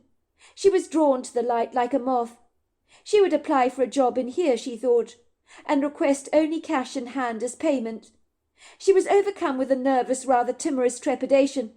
She knew that many small towns had a reputation of being decidedly cliquey and very close-knit, and not terribly welcoming or warm towards strangers. There was more than a 90% chance, she thought, that the manager of the Pig and Grill would likely turn her away. You never got anywhere in life with a defeatist mentality. You needed to plunge into the deep end with a steely grit and determination. That's what Grandpa Otis would always say to her. If you don't take risks, Lucinda, my dear, then you will never triumph in life. From every triumph came the seed of risk, but nothing was ever seeded without the involvement of risk. It is the catalyst from which all successes are born. She could hear him now, as he sucked in his cigar, blowing out aromatic smoke, and staring at her through his grey-rimmed spectacles that brought out the steely grey colour of his eyes. "You can do it, my dear," said her grandfather's voice in her head. "I have faith in you, love." "Thanks, Grandpa Otis," she whispered under her breath, as she clenched her fists together tightly. "I'm doing this for you, Grandpa." Lucinda's back straightened. She gingerly opened the glass door of the Pig and Grill, entering the bustling diner. She was greeted by a young waitress with a menu in her hand, asking her whether she'd like a table. "Welcome to the Pig and Grill. Is there only one of you dining with us tonight?" "No, I'm here not to dine," she said. "I'm actually here to inquire about a waitressing job." The young woman pulled a face. "You're not from around here, are you?" she said sympathetically, her eyes studying Lucinda curiously. "No, I'm not," Lucinda admitted. The waitress blew out a bubble of chewing gum that splattered against her face, but she collected the dregs of her gum impressively with her tongue and began chewing again, looking pensively reflectful, as if thinking about something rather seriously. "To be honest with you, people around here are very biased. They don't like hiring strangers, if you know what I mean. There's an inverted loyalty around here. It's not personal, of course. We just look after our own, that's all. I'll get my father, Mr. Alec Cowslipper, to have a word with you. I'm not sure if he's looking for staff at the moment, but he's different compared to the folks around here. He might just give you a chance, but don't bet on it. My name's Gina, by the way. Gina Cowslipper," she said. "Thanks, Gina," said Lucinda. "I do appreciate it." "No biggie," said Gina, blowing out another bubble of gum. "I'm glad to help if I can, but no promises. So don't get your hopes up. Your name is?" "Lucinda," said Lucinda, "but you can call me Lou for short. If Lucinda's too much of a mouthful, that is." "Be back in a tick," said Gina, disappearing into the swinging doors of the kitchen diner, where she might as well have been gone for hours, because the minutes seemed like a lifetime to Lucinda, who sensed the voices from the patrons in the diner had slowly died, as eyes began to scrutinize her from tables. She felt as if she'd become the life study in an art class. Why was everybody looking at her? Why wouldn't they stop staring? She suddenly felt so conspicuous, as if she was on show, but she pretended not to notice the curious interest that she had obviously galvanized. Moments later a large, muscular-looking man emerged from the kitchen, and although he was all brawn, Lucinda liked him at once, for he had very kind eyes. She guessed he was in his late 40s or early 50s, but his dark hair was peppered with grey. It was thick and curly around his face. His skin was olive in colour, and his greenish hazel eyes were warm and friendly. "Hello there," said Alec Cowslipper, giving Lucinda a friendly grin. "Sorry about keeping you waiting. It's pandemonium tonight, I'm afraid, as it is on every Friday night. It's all hands on deck.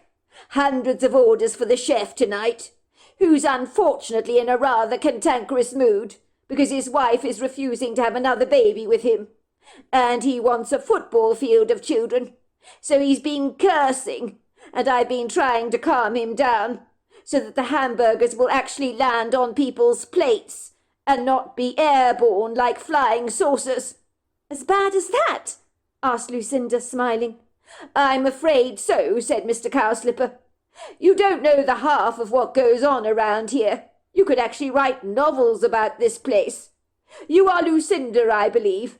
My daughter's Gina. She says you're looking for work."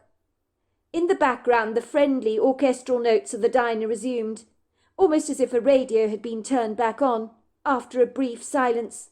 You could hear the clattering and clanging noises of cutlery, the tinkling of glasses, the background drawl of cheerful people's voices, and every few seconds the swinging doors of the kitchen would pop open, and a waiter with a generous plate of steaming delicious food, served up with heaps of fries and onion rings, would emerge from the kitchen. The place was buzzing with a leisurely upbeat euphoria that only a Friday night would bring. "That's right," said Lucinda. "I'd like a waitressing job, but I'm willing to pretty much do anything, with only one stipulation. I want to be paid in cash." "I see," said Alec Cowslipper, rubbing his chin and looking thoughtful. "I can see you're new in town. I've never seen you before." "That's right. I'm just hoping you have a job for me. I can do anything, and I'm a hard worker, I really need this job. Cards on the table. I'm desperate for work," she said obsequiously. Alec looked at her attentively. "What brings you to a place like this? You can tell me to mind my own business. But are you running away from your old life? Is that what this is about?" Alec Cowslipper's candid comments took Lucinda aback. She almost trembled in her boots. "How do you know?" she asked. "Am I that transparent?" "It's the look in your face, young lady. My sister had the very same look, you know, when she ran away from a scary boyfriend of hers. I'd know that look anywhere. I was not intending to hire anyone, but based on what you're telling me, and the fact that you need cash in hand, I would gladly help, as long as you can promise me one thing, and that is you're not running from the police." "Oh, I assure you absolutely not," said Lucinda. "My issue is far more domesticated." "Good. Well, if that be the case, you're employed. You can start tomorrow for the lunch hour shift. I'll see you then." All of a sudden, a slightly plump woman wearing a flowery dress hurried towards them. "Oh, Mr. Cowslipper," she said. She sounded rather out of breath. "I was just wondering if you've got some Tylenol for me. I've suddenly come over with a thunderous headache. It's booming in my head." Alec Cowslipper grinned knowingly at Mrs. Petticock. He knew exactly why the town busybody was pretending to have a dreadful headache. That woman never missed a trick. She had noticed him talking to the new arrival in town, and wanted to know absolutely everything about her, and her fictitious headache seemed like a great excuse. "Who might you be?" asked Mrs. Petticock, looking directly at Lucinda through her inquiring brown eyes. "You're not from around here, are you? I've never seen you before." "No, I'm not," Lucinda replied tentatively, feeling marginally uncomfortable under the woman's brazen scrutiny. "She's new in town," said Mr. Cowslipper. "Lucinda, meet Maya Petticock. Lucinda here is going to start working at our diner. Isn't that right, Lucinda? She starts here tomorrow for the lunch hour service." Mrs. Petticock looked taken aback. "You're hiring someone from out of town, Mr. Cowslipper," she said with an accusatory tone of voice. "Do you know anything about this woman? I don't mean to be rude. No offence to you, young lady, of course, but Mr. Cowslipper, you can't just hire anyone off the street like this. It's not right," she said, shaking her head furiously. "I'm the one doing the hiring, Mrs. Petticock, not you. I'd remind you of that. Besides, I'm a very good judge of character, and I'm delighted to give this young lady a job. This is my diner, Mrs. Petticock, and I hire whoever I wish, when I choose to hire them." Mrs. Petticock looked slightly annoyed. Her eyes narrowed as she studied Lucinda critically. "Where are you from?" she asked. "And what are you doing in our small town?" "Enough, Mrs. Petticock," said Mr. Cowslipper, raising a hand. "You ask too many prying, intrusive questions, Mrs. Petticock. Give the young lady a break, will you? Her life is none of your business. You're behaving like a police interrogator. It's incredibly rude. Is a lady not entitled to her personal privacy?" "I'm sorry, Mr. Cowslipper, but I completely disagree with you. You're always bringing in waifs and strays. You have a reputation for it, I'm afraid. It would be wise to check with this woman, well, about her background, for instance, before you just employ her randomly like this. You have absolutely no idea who she is." "Where are you from?" she asked Lucinda again. "And more to the point, what are you doing in our small town? You haven't answered my questions yet. We hardly ever get strangers here, and when we do, they stick out like a sore thumb like you do. I can guess by your clothing. You've got to be a city girl. You're very fashionable." "I'd rather not say," said Lucinda, "but I do have my reasons for being here. But I'm not wanted by the police, if that's what you're asking. I'm trying to keep a low profile, that's all. If you must know, I'm a hard worker." "Do you hear that, Mr. Cowslipper? She's just said she's trying to keep a low profile. Now you've got to ask yourself why. Why does she need to keep a low profile? It sounds dreadfully ominous if you ask me. You heard her, Mrs. Petticock. Now enough of your insinuations, Mrs. Petticock, because they're not nice. Now why don't you go back to your table and quit bothering Lucinda here? I'll get some Tylenol sent over to your table for your thunderous headache you've acquired, said Mr. Cowslipper with an emphasis on the word thunderous. It was clear he didn't believe in the woman's fictitious headache for a moment. It was all a translucent ploy to get the lowdown on this new stranger in town. Oh, don't worry about that, Mr. Cowslipper. The funny thing is, my head is clearing up. I think the headache's actually gone. Isn't that amazing? Said Mrs. Petticock, sashaying back to her dinner table, where a man was sitting on his own drinking a glass of red wine, almost looking up at Lucinda with apologetic eyes. Lucinda ascertained it must be Mrs. Petticock's long-suffering husband, for you'd have to be long-suffering to be married to her. Sorry about Mrs. Petticock, said Mr. Cowslipper.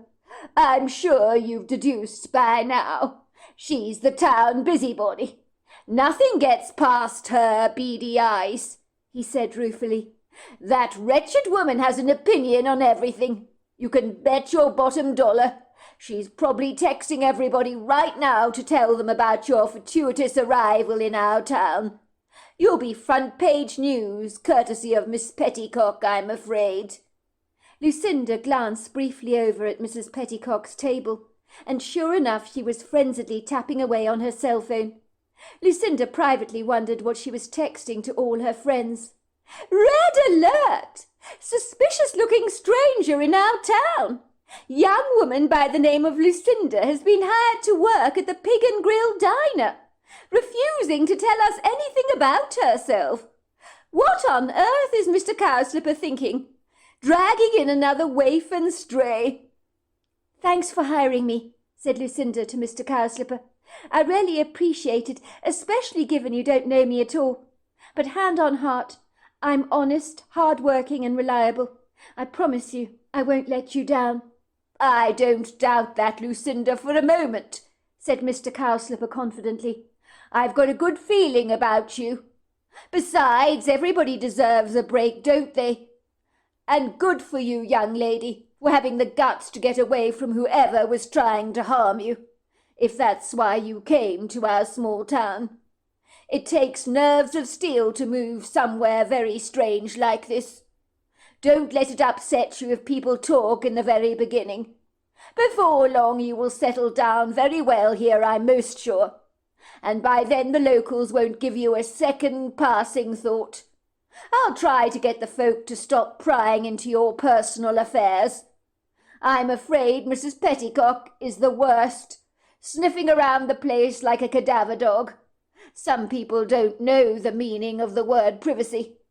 And let's just say that if Mrs. Petticock had her way, the innards of your entire life would be displayed all over this town square, and your buried clandestine secrets would be splashed around like graffiti paint over every wall, so that everybody would know exactly what you ate for breakfast yesterday morning. If she had her way, that is. That's the problem, I'm afraid, with a small town like ours. Everybody knows each other's business. Not much stays under wraps for terribly long. Oh dear, said Lucinda, making a cringe-worthy face, which made Mr. Cowslipper laugh. Is Mrs. Petticock really that intrusive? Don't look so mortified, love. I'm only pulling your leg. She's not really that bad. She's actually a good woman, really, underneath the layers of her intrusive personality. She's a good woman, really. And for her to have snagged a husband like that, who's a remarkably nice fellow, then she can't be all that bad, really. Gina came over to Lucinda with a warm smile on her face. I believe congrats are in order. Well done. I understand from Mrs. Petticock over there that you've been hired by my father. That infuriating woman is texting everyone right now. You're officially front-page news in our small town, I'm afraid," she told Lucinda teasingly.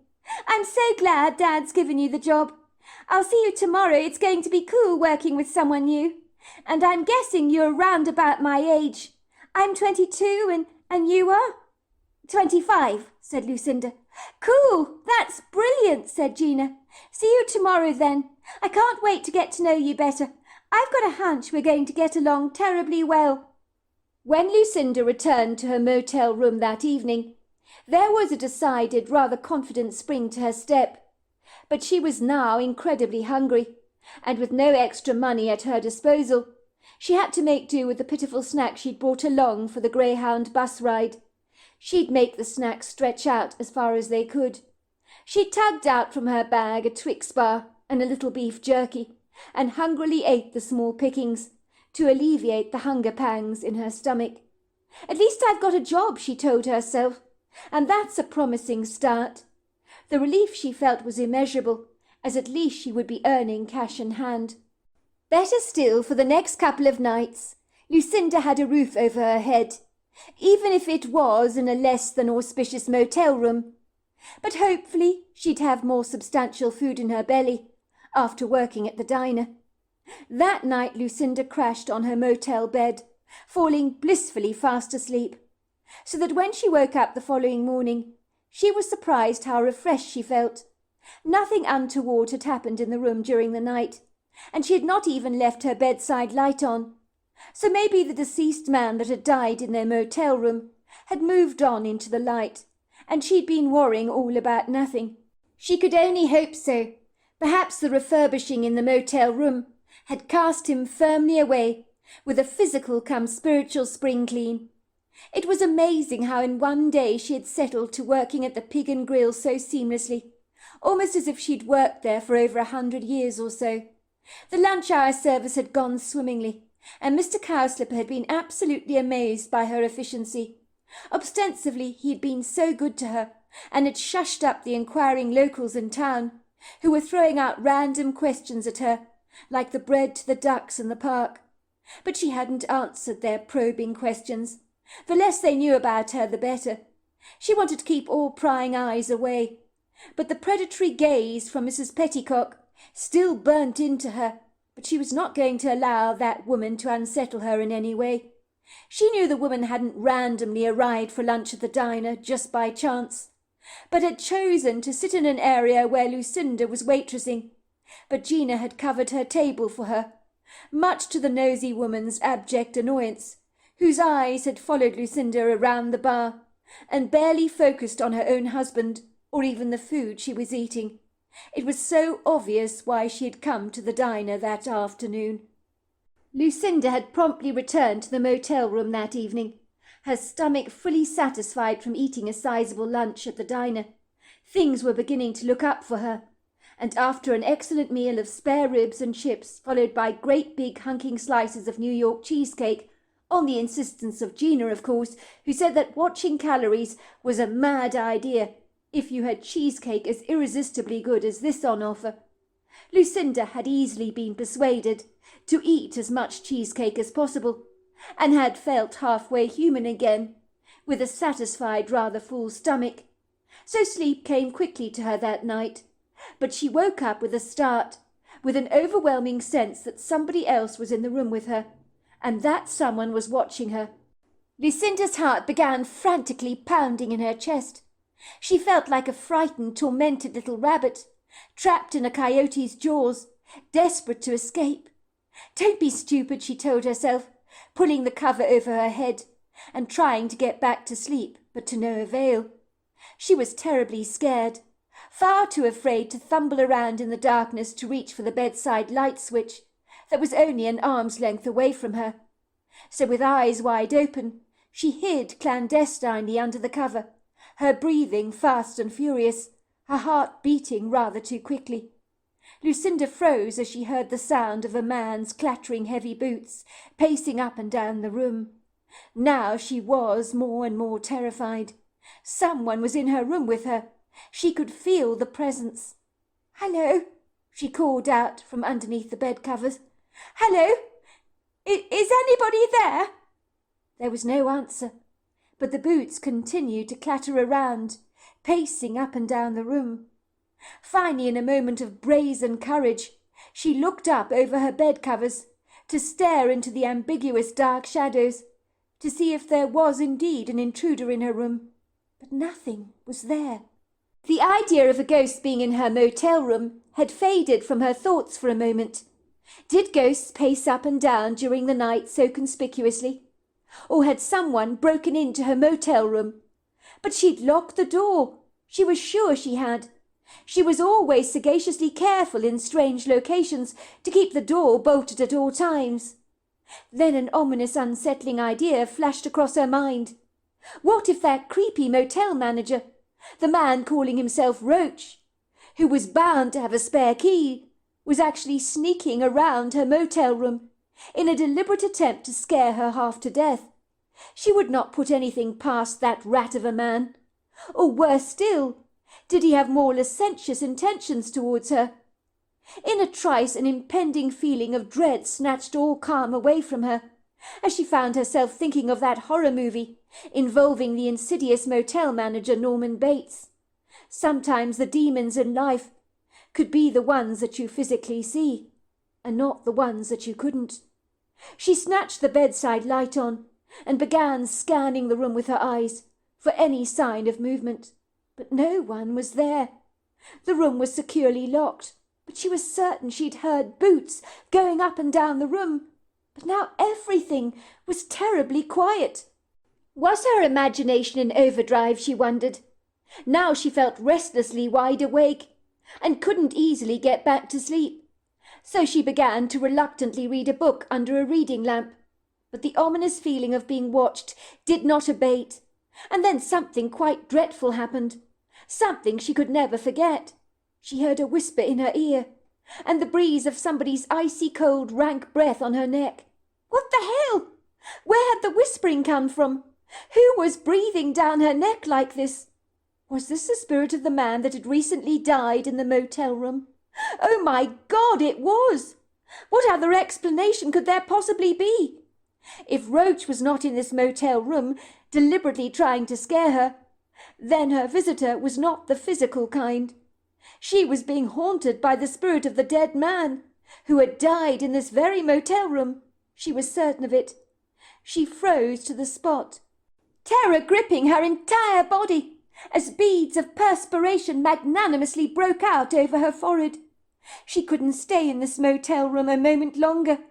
There was someone in here with her that smelt of a brewery. She needed to get the hell out of here as fast as she possibly could. She couldn't even call anyone for help. There was no way she was going to use the inside phone to call Roach at the reception desk, because that would not be a wise idea. And she no longer owned a cell phone, as cell phones could easily be traced. But even if she were to call the police, what on earth would she say to them? If she told them that there was a strange presence in her motel room breathing down her neck, would they think she was barking mad? And even more unsettling rumours about her would abound around the small town, and she couldn't have that. It was bad enough settling down somewhere brand new, but labels like fruitcake and mad as a March hare had a tendency to stick to people's reputations like mud, and she couldn't possibly have that. Who knows who or what the spirit haunting her in this motel room actually was in life? Let's not kid. Some unsavoury, rather gruesome characters had more than likely stayed in this infelicious motel, like the unfortunate resident in the motel room next door to hers. The thought of the lecherous Mr. Blobby next door made her shudder in disgusted revulsion. Perhaps the man who died in this motel room had never actually left. Maybe he was a drunken loser, as the place smelt so strongly of beer, which she could still smell distinctly in the room, almost as if the rancid smell had inadvertently stuck to the curtains and furnishings, rather like stale cigarette smoke. Ghosts were definitely real, even if you couldn't physically see them, because she could sense this man's presence. And it was happening again, someone whispering in her ear and bodefully blowing down her neck. This was not an overactive imagination. by any manner of means on her part. This was happening. The unwelcome energy in the motel room had become claustrophobically dark and nauseatingly foreboding. Lucinda hurriedly bolted outside the motel room as fast as she possibly could, locking the door behind her and stuffing the keys in her pocket. She began racing down the 3 flights of stairs until she found herself in the motel lobby, and then finally in the car park, where the motel name was up in lights, and a few outside lights had been left on, so visitors to the motel could comfortably park safely during the night. Lucinda felt safer in the parking bay than she did in her motel room, with that ominous presence around. The key of the room jangled in the pocket of her sweats. Thank God she was wearing sweats and not pyjamas, and her slip-on shoes had rubber soles. Lucinda had never believed in the ownership of slippers, as what if you had to get away from a burning house during the night? Hurrying away in slippers would never get you terribly far. She didn't know what she was going to do right now. She'd have to stay out here all night, waiting for the morning to finally break. If she went to the motel's reception to speak to that manager Roach again, he'd bask in the euphoria of her fear, be heartily amused by it. She was sure of that. He would lightly hoot with laughter at her expense. She could almost see the smirk on his face as he taunted her. So you were scared, were you? I told you to be careful of the ghoulies. I told you someone died in that motel room. She didn't want to give Roach the abject satisfaction of seeing how completely discomposed and flustered she actually was. She could see someone driving into the motel parking bay as a flash of bright light permeated the darkness, and she could hear the rattle of the engine as it made its approach. Lucinda's prime instincts were sharpened. She needed to get to the back of the motel fast. It was heavily wooded. She didn't want to draw any unfortunate attention to herself. She didn't want to be seen by some of the creeps staying in the seedy dump, who might delight in seeing a woman on her own, low on her luck, standing in the parking bay, looking like a hooker touting for business. Lucinda had always been intimidated by the darkness, so was gratefully thankful for the tiny torch she had with her, at her disposal, which broke up some of the dark shadows. She was not sure how much battery light was left in the torch, but it would have to do. The rear of the entire motel was swathed in darkness, the undulating ground dipped with crevices, rocks, and patches of grass. She'd not go into the woods. That would be way too scary for her. She'd sit out here on a patch of grass with her arms wrapped around her legs and her knees cradled to her chest, and wait for the morning to come around. Thank God it was summer. The weather was warm. She'd rather sit out here braving the darkness than face going into that motel room again. She just could not do it. She was surprised by how peaceful it was behind the motel, but she was so exhausted, so incredibly tired. It's safe out here, she persuaded herself. I'll take a tiny little nap. Many people in summer slept out of doors on hammocks, and she had done so herself one night in Grandpa Otis's backyard. She could sleep out here. It wasn't too big a deal. She curled up in a fetal position on a grassy patch, which was surprisingly comfortable, and then she fell fast asleep, as if she'd been swept from her feelings of terror into a tranquil, peaceful paradise. And if you had told Lucinda that it was possible to fall fast asleep behind a seedy motel like this, she'd never have believed you for a moment. But it would seem stranger things could happen. But they were about to get a whole lot stranger, if that were at all possible. This would be one of those nights Lucinda would not forget in a hurry.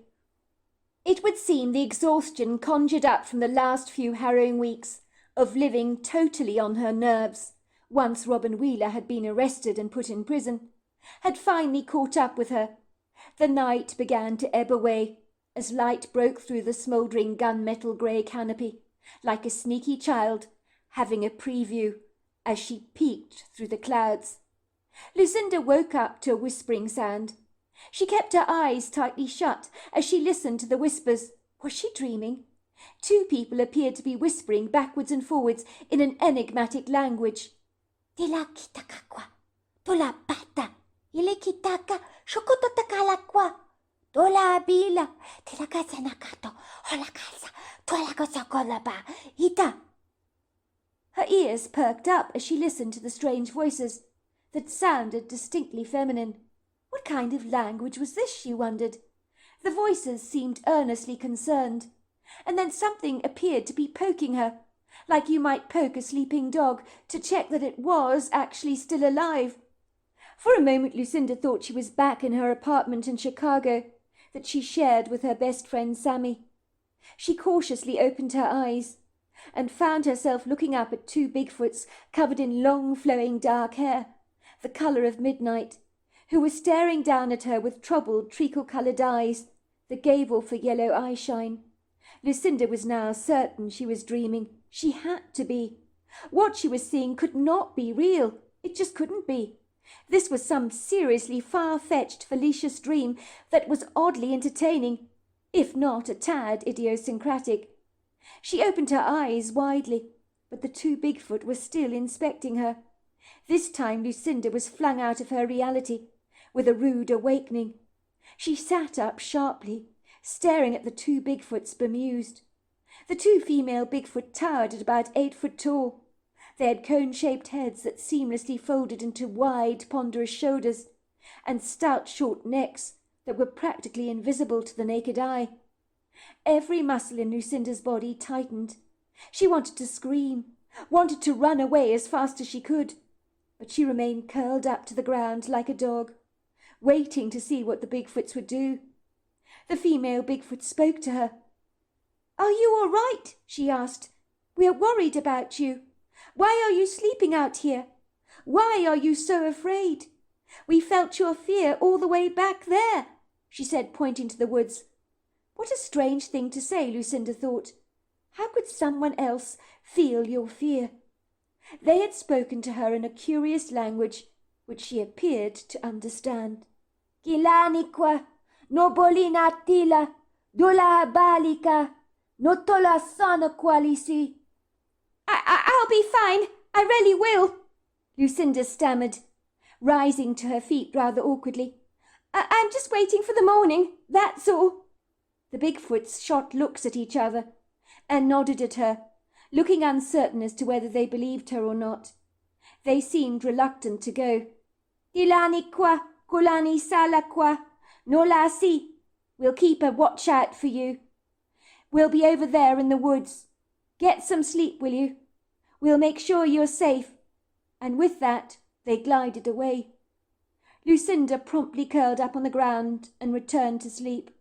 And when she woke up the following morning, she wondered if she dreamt the Bigfoots.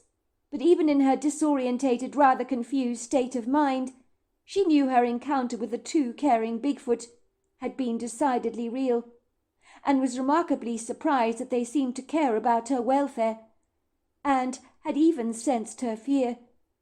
The memory of why she had chosen to sleep in the back of the motel came rudely flooding back to her in a tsunami of regret. The motel room she was staying in was unfortunately haunted by the man who'd left the motel in a body bag, but had decided to remain behind, and she couldn't stomach another night of staying in this sordid dump. She'd be checking out today, and that was for sure. She would ask Gina if the young woman knew of somewhere where she could stay indefinitely that wouldn't charge her too much rent. Gina's eyes had grown as wide as saucers when Lucinda had told her about her experience in the seedy motel room. She had blown out the largest bubble to date from her gum. "You saw a ghost last night! That is freaky! Oh, my word, that is so freaky!" "I didn't physically actually see him, but I know he was there. I felt his presence. I think he must have been a heavy drinker, because the whole room smelt of beer, even this morning. But he blew on my neck during the night, whispered into my ears, and kept pacing up and down the room. It was terrifying." "He blew on your neck? He whispered in your ear? He walked up and down your motel room? Oh, my God, that's terrifying." Lucinda nodded. "That is freaky. Freaky, freaky, said Gina, rolling her eyes. I'd have died on the spot. I'm being deadly serious. I don't take shock easily. You were brave, Lucinda, to put up with it. I'd have screamed the whole place down. Well, I didn't exactly put up with it, Lucinda admitted. I slept outside the motel on a patch of grass, away from people at the back, so no one could see me. It was oddly comfortable, you know. No way! You didn't, did you? Aren't you scared of the dark? I am, but it was the lesser of the two evils, Lucinda admitted. Dad, you've got to hear this, called Gina. You're not going to believe it. Lucinda here is looking for accommodation. She's been staying in that seedy hotel, run by the Gloucester brothers, and Roach Gloucester put her in a motel room where a man left in a body bag. He died from a heart attack and was left to decompose in the motel for an entire week. Lucinda thinks the room's haunted. She heard heavy boots pacing up and down the room last night. Someone was breathing down her neck, whispering in her ear. Talk about creepy! Mr. Cowslipper looked grievously concerned about his daughter's less than pleasing revelations. You're staying in Roach's motel? In a motel room where someone died, Lucinda? She nodded. What on earth is wrong with that man? You can't possibly stay there. You must move in with us if you like. Our son left home a while back. He's married with kids. He lives in Massachusetts. We have a spare bedroom on offer, and I'm sure Gina would be delighted for you to have it. It would be nice to have some young blood around the place, especially for Gina. I can't possibly impose on you like that, Mr. Cowslipper. It's very kind of you to offer, but it would be crazy, absolutely crazy. I'm sure I'd be in the way. Of course it's not crazy. You're welcome to stay with us, said Mr. Cowslipper. We'd love to have you, and you would most certainly not be in the way. But I insist if I stay with you, I pay room and board. It's only fair. No, it's not. It's not necessary at all, said Mr. Cowslipper.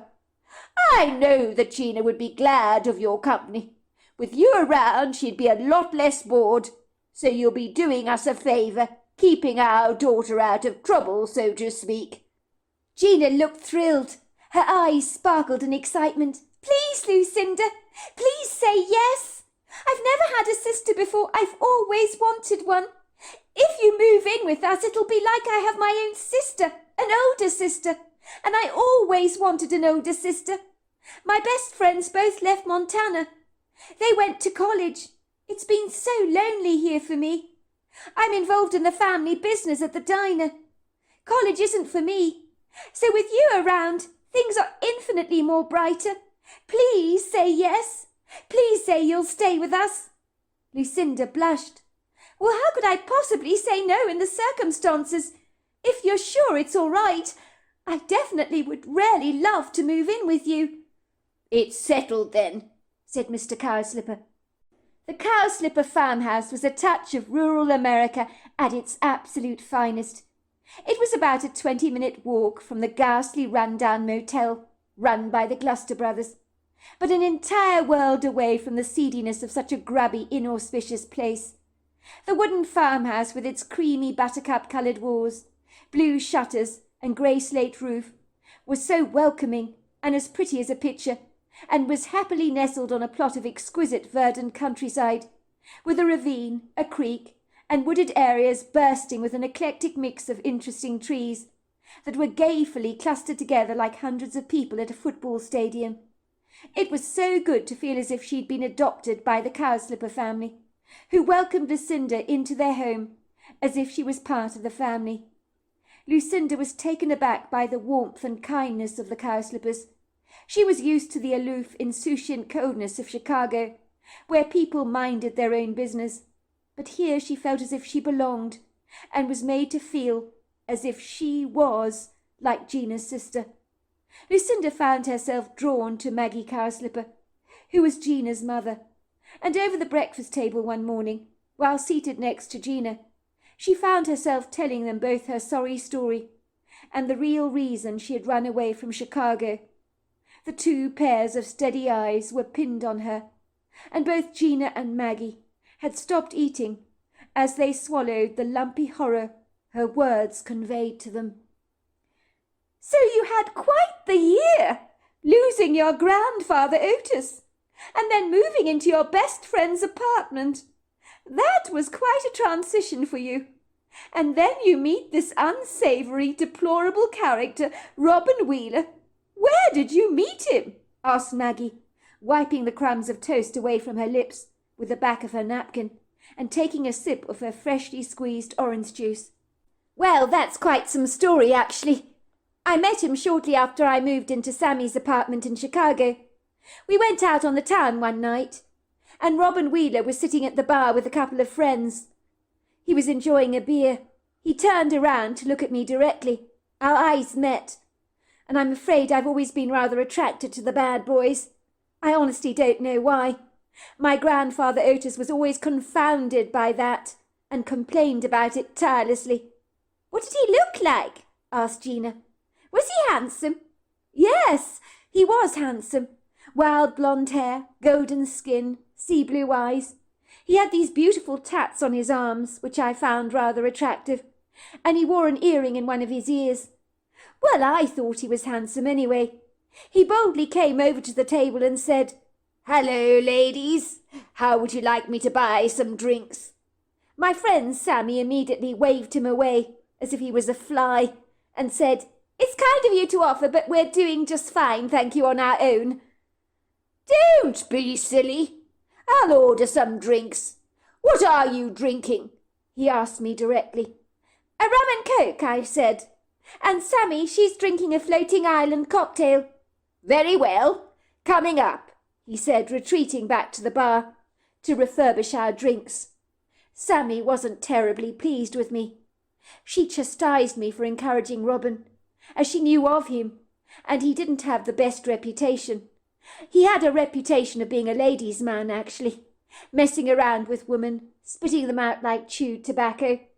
It was also rumoured that he was involved in dodgy deals and so forth. But I told Sammy she was overreacting, and that Robin appeared to be a very nice young man. 'Don't be deceived by his looks,' she told me. But of course I wouldn't listen. I fell hopelessly in love with Robin Wheeler. He was pretty much obsessed with me as well, and told me as much.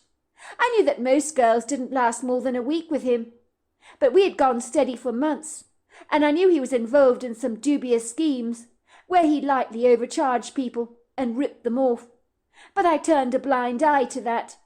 It's amazing how much you're prepared to overlook, actually, when you're in love.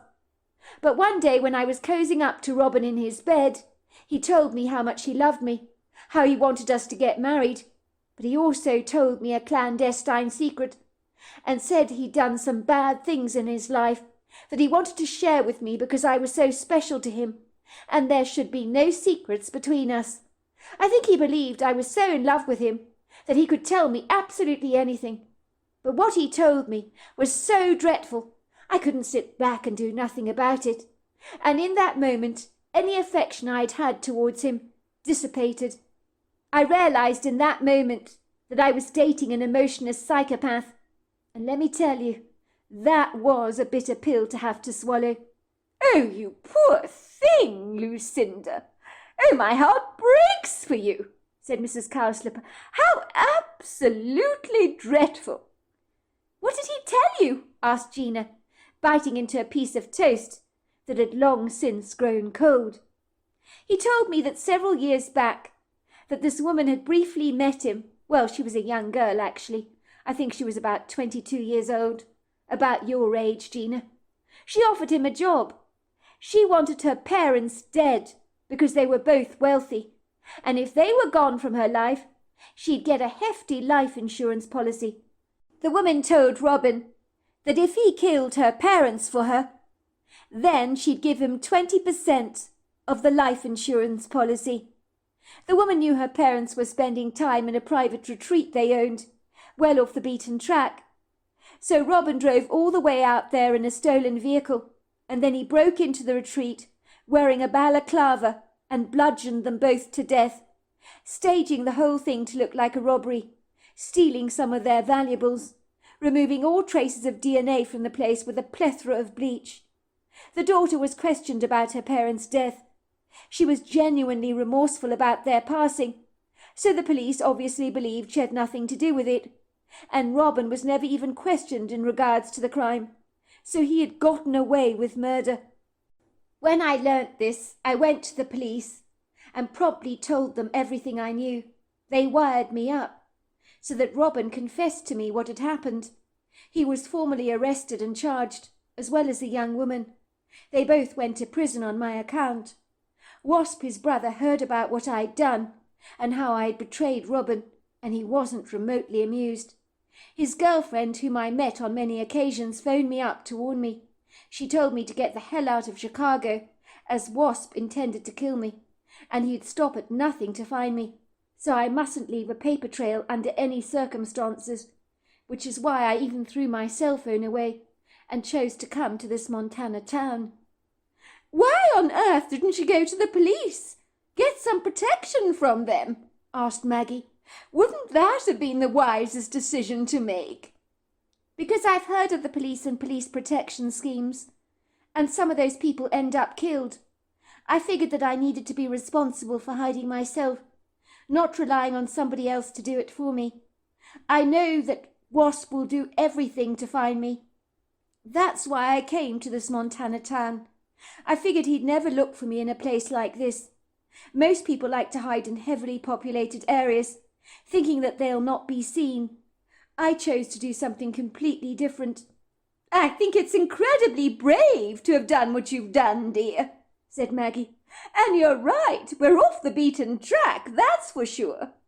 The man is unlikely to find you here.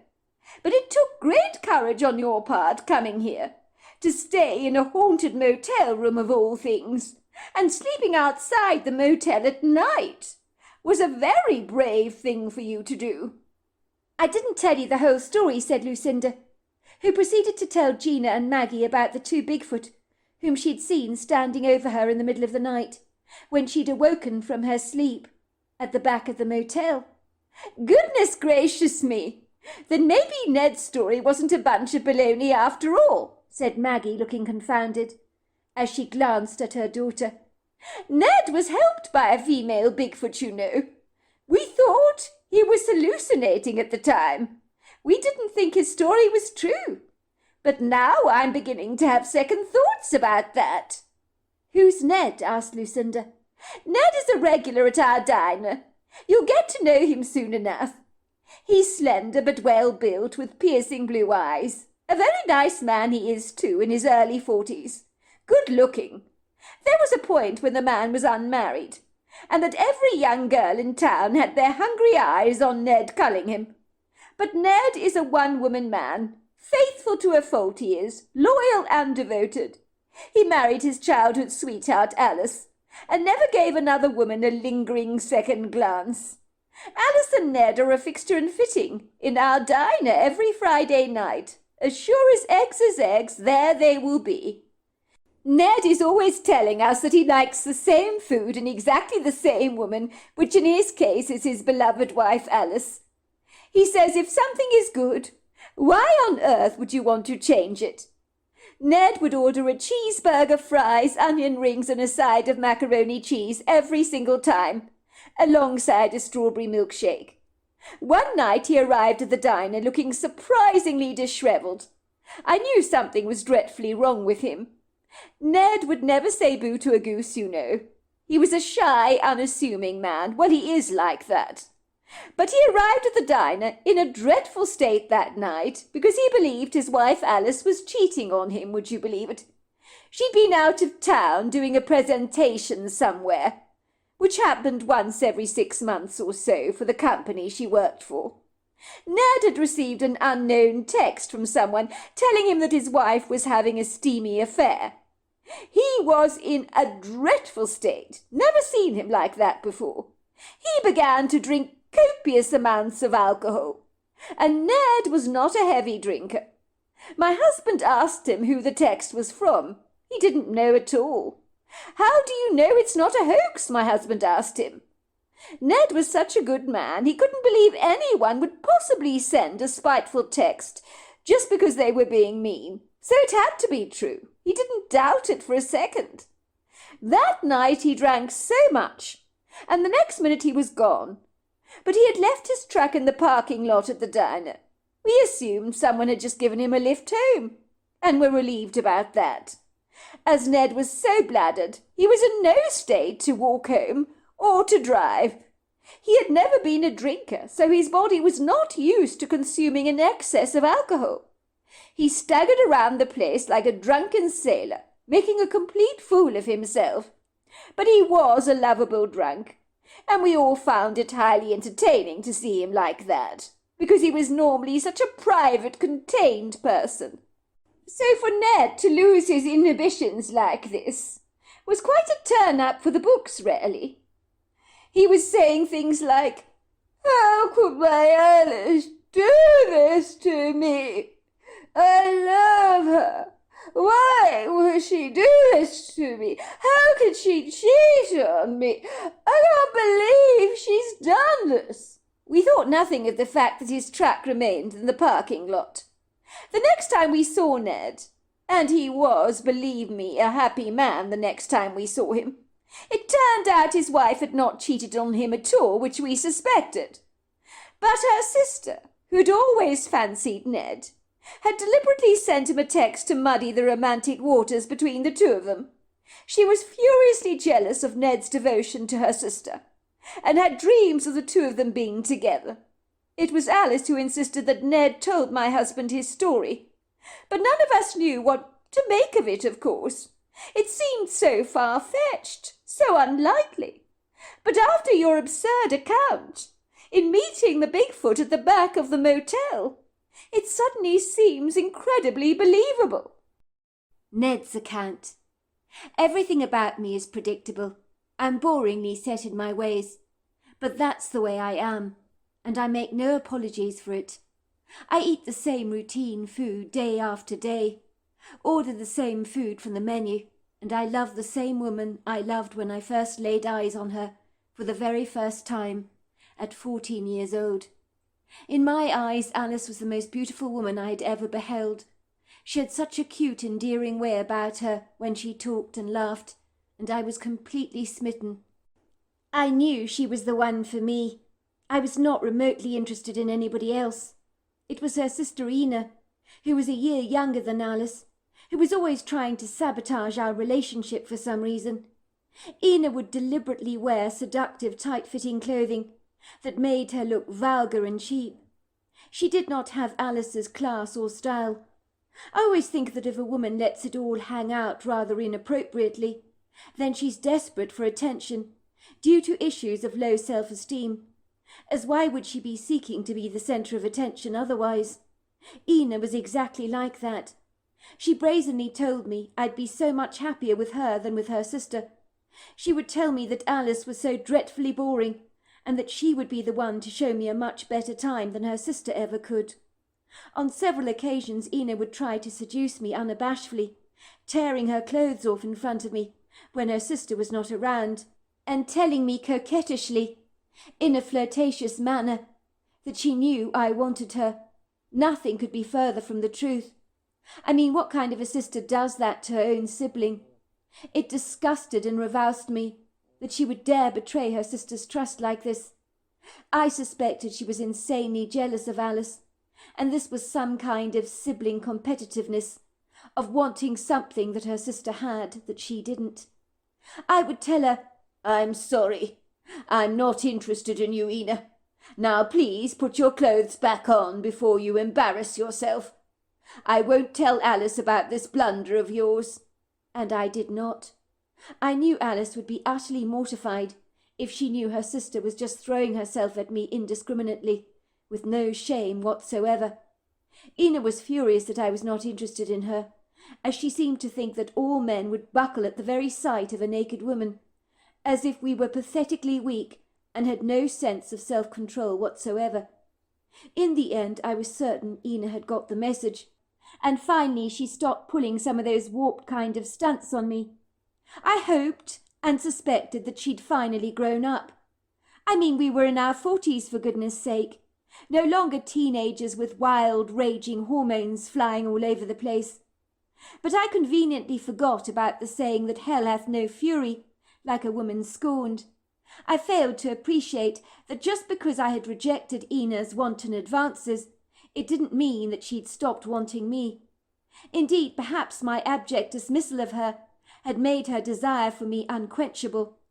One evening when my wife was out of town, doing a presentation for work, I received an anonymous text from an unknown caller, telling me my wife Alice was cheating on me. I don't know why I was so quick to believe it, but I guess I thought no one could be this cruel and unkind as to send me a random text like this, just to rattle my cage and to upset me. So it must be true, even though it was profoundly out of character for Alice to behave like this. I guess I was terribly naive. The message said, "I'm looking out for you, Ned. I think you should know your wife is having an affair behind your back. I've seen her arm in arm with her fancy man at the business conference. You're a good man, Ned. You deserve to know the truth about what your wife is really like." So there I was at the diner in town, ploughing myself with an excess of alcohol, and allowing my inhibitions to fold away like a beach umbrella. I had privately confided in Mr. Cowslipper, who owns the Pig and Grill, about my sorry plight. He told me not to believe a random text that someone had sent my cell phone, especially if it was anonymous, as if they had anything to say, they should own it. "Alice loves the bones of you, Ned," he told me. "I'm quite sure she's not cheating on you. Frankly, she's not the type. And I personally don't think drowning your sorrows with alcohol is doing you any favours, Ned.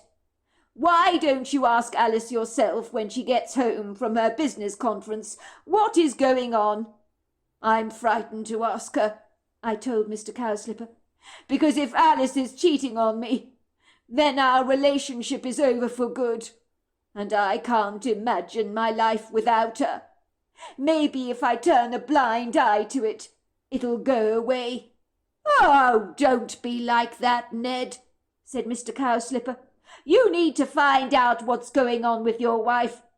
Otherwise it'll drive you insane. Take it from me. I'm not a big drinker, but that night I drank far too much. I felt desperately sorry for myself. The alcohol anaesthetized the pain and drowned my sorrows to an extent. My head was whirling, my eyes began seeing stars, and I was awkwardly staggering around the place as if I'd lost my balance. Mr. Cowslipper said he was happy to give me a lift home, because I couldn't drive in my current physical state. But I decided I could walk home. I didn't live too far away from the diner, and me and Alice would occasionally walk to the diner on a warm summer's evening to enjoy the physical exercise. The trouble is, walking home sober is very different to walking home 2 sheets to the wind, when it's practically impossible to walk in a straight line. I figured it would be no big deal to walk home alone.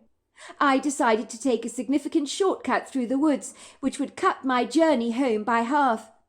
In the cold light of day, I'd never have made such a foolish choice. But when you're drunk, a lot of things seem like a good idea at the time, as rational common sense and sound reasoning elude you. I do recall putting one foot in front of another and walking down the trail through the trees, and then I pretty much remember nothing else, as everything becomes foggy and vague.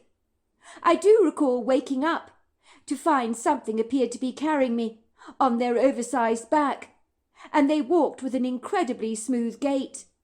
I looked down to see that I had been thrown over this hairy back. I could feel the rise and fall of this thing's breathing. The journey was smooth, but it was so ethereal, so dreamlike.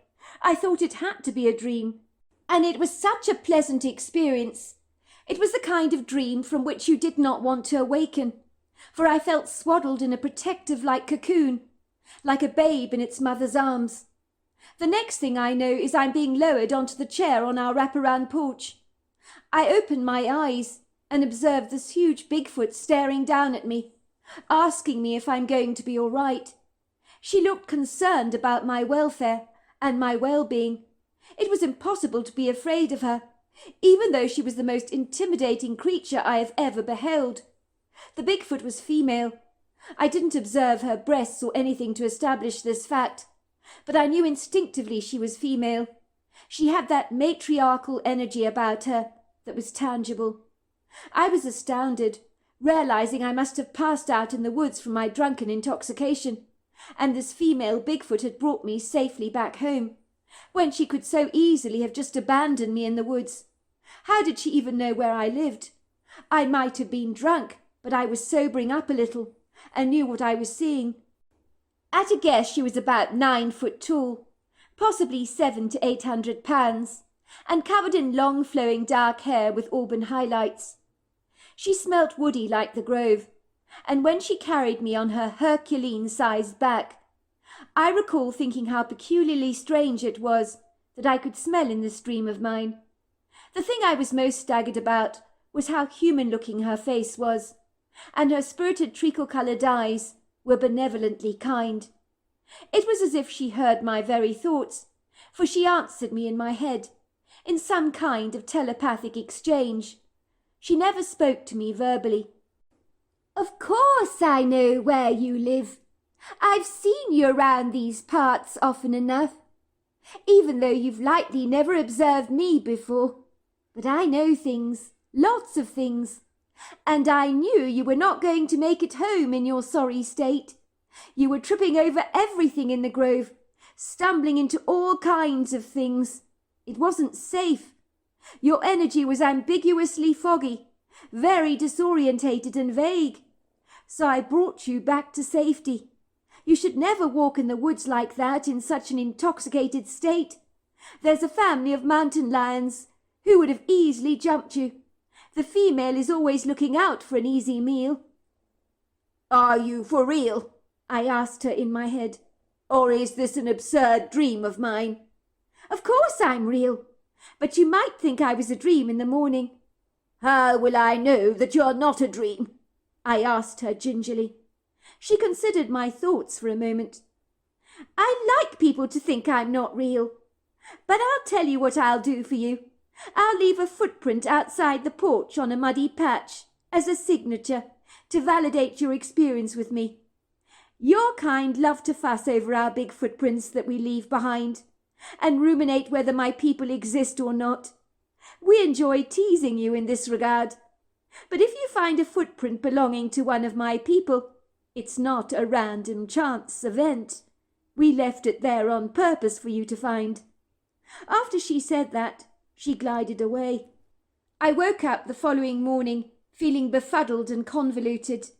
I was lying on one of the sun lounges on our wraparound porch, with no memory or recollection of my drunken journey, from how I managed to get from the bar at the diner, through the woods to the wraparound porch of our property.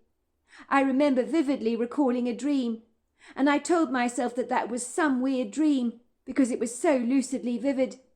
But why would I dream of a Bigfoot of all things? I'd never even believed the cryptic creature was real. But it was definitely an explicit dream, I told myself. And then I recalled the part when I'd asked the female Bigfoot how I would know that this was not a dream. And she told me she'd leave a large footprint on a muddy patch on the outside of the wraparound porch. And sure enough, there it was, larger than life, a massive footprint that left me in no doubt that my dream had been real. Moments later, my wife arrives at the house, mortified to see that I hadn't made it into the house last night, after my fortuitous visit to the diner, as the front door still remained locked. "I can't believe you, Ned. I go off for a business conference and return to find you in such a sorry, discombobulated state. I got a call from Mr. Cowslipper, would you believe? He told me he was very concerned about you. You were as drunk as a skunk last night, I believe. He said you were making quite the spectacle of yourself, telling everybody you were grievously disappointed in me because I'd let you down bitterly, because I had been going around with some other man. Mr. Cowslipper tried to get you to eat a burger to mop up some of the alcohol that you'd ingested, But you insisted on parking yourself at the bar like an empty car engine, hankering for plenty of gas. He assumed someone had given you a lift home from the diner, as your truck appears to be still parked outside the diner in the parking bay. Mr. Cowslipper told me that you got a text from someone informing you that I was having an affair. Who would send you a text like that, Ned? They're sick in the head. But I'm disappointed in you, Ned. I'm your wife, for goodness sake. Why would you have such a low opinion of me? I would never cheat on you, Ned. Never. I love you, for God's sake. Whatever would make you think I would do such a calculated thing? Because you're too good for me, Alice. I don't deserve you. I wouldn't blame you if you did cheat on me. I'm not exactly the most exciting, inspiring man on this planet. I'm very set in my ways. Some people might call me boring and unadventurous. I'm very regimental in what I do. My wife ran a hand through my hair and said, "What am I going to do with you, Ned? You're a silly old fool. When am I going to get it into your thick skull that you're the very best thing that has happened to me, and that I'm a lucky woman to have you? And I'm sorry, but I'm not going anywhere. You're stuck with me for the rest of your life, Ned Cunningham, whether you like it or not, I'm afraid. Yes, I agree with you. You're not the most adventurous man I've ever met. You're rigidly set in your ways, and very traditional in all that you do. But I like you the way you are, Ned Cunningham. It's part of your charm and your allure, and I wouldn't change you for the world." I was to find out later that Ina, my wife's jealous sister, was the one that had sent me the text. Why had I not guessed it was her? Of course, I confronted her about it, telling her I'd traced the call, which wasn't true, and she admitted it to me. "Why would you send such a cruel text to me?" I asked her. Ina was completely candid with me, and unabashedly said, "Because I want you to leave your wife Alice. You chose the wrong sister, Ned. I've always loved you, Ned. Can you not see that, or are you completely blind and dumb? My sister could never love you like I do. You should leave her, Ned. We'd be so good together, the two of us. Admit it. It would really work with us both." "You're talking nonsense, Ina," I retorted. "I love Alice, and I've never particularly liked you terribly much. I've only put up with you because you're family. But the wicked stunt you pulled on me was not kind. I like Alice because she doesn't pretend to be something she's not. She's confident in her own skin, loyal. You could do with learning some lessons from her example." Ina made a face. "Wake up, Ned. You believed Alice was cheating on you, so it shows you don't trust her. And in my book, that speaks volumes." "That's where you're wrong, Ina. It's not that I don't trust my wife Alice. I just can't believe how lucky I am, and that a woman like her would be so committed to me. I feel so privileged that she's interested in me and not anybody else." "You see, you're as blind as a bat, Ned Cunningham. Have you looked in the mirror lately and seen how handsome you are? You're the one that's far too good for her, not the other way round." "We'll say no more about this," I said gingerly. "I don't want my wife to know what a vindictive, spiteful sister she has. You need to stop playing your silly little games. Get over it, Ina. I'll never be interested in you. I love my wife with all my heart. Get it, woman? Grow up, will you? And stop playing these kiddie games. They're juvenile." "What on earth is wrong with you, Ned?" she said obsequiously. "Can't you see I love you?" "I'm not interested in you, Ina. Get over it, will you?" It was clear that Ina was jealous of what me and my wife Alice had together, and wanted to destroy our relationship. She really was poisonous. Needless to say, when I told Mr. Cowslip about the Bigfoot that had carried me through the woods in my inebriated state and placed me on the sun lounger, he said to me, I'd love to believe your story, Ned. I really would. But you were drunk that night. You could have been dreaming about the Bigfoot, hallucinating. I don't mean to be unkind, but your body isn't used to ingesting so much alcohol, so you could have dreamed it all up. I knew, of course, that he had a point. I went home to take a photograph of the big footprint on the side of the porch that could only have been made by Bigfoot, that I had observed so carefully in my sobriety, to prove to Mr. Cowslipper that this was no dream. But it had been cunningly wiped away, so I knew no one would ever believe my story. I believed the female Bigfoot removed her own footprint, so I'd not show it to anybody else. I asked myself, of course, many times if I imagined it all, in a drunken stupor. I know I did not, and besides I don't have much of an imagination, and I never remember my dreams. So Ned told you the story? Asked Lucinda, looking from Gina to Maggie aghast. Well, my father told us the story, said Gina. But after your account with 2 female Bigfoots watching over you behind the motel, I'm inclined to believe that Ned's story is not fictitious, but is true. I just thought, like my father, that in his drunken state he had to have imagined it all. But now I'm not so sure. Of course Ned did not make this up. There's no way this is spurious. It must have really happened, said Lucinda insistently. Well, now you put it like that. I guess you're right, said Maggie reflectively. By God, Ned's story must also be true. That female Bigfoot carried him back home to safety.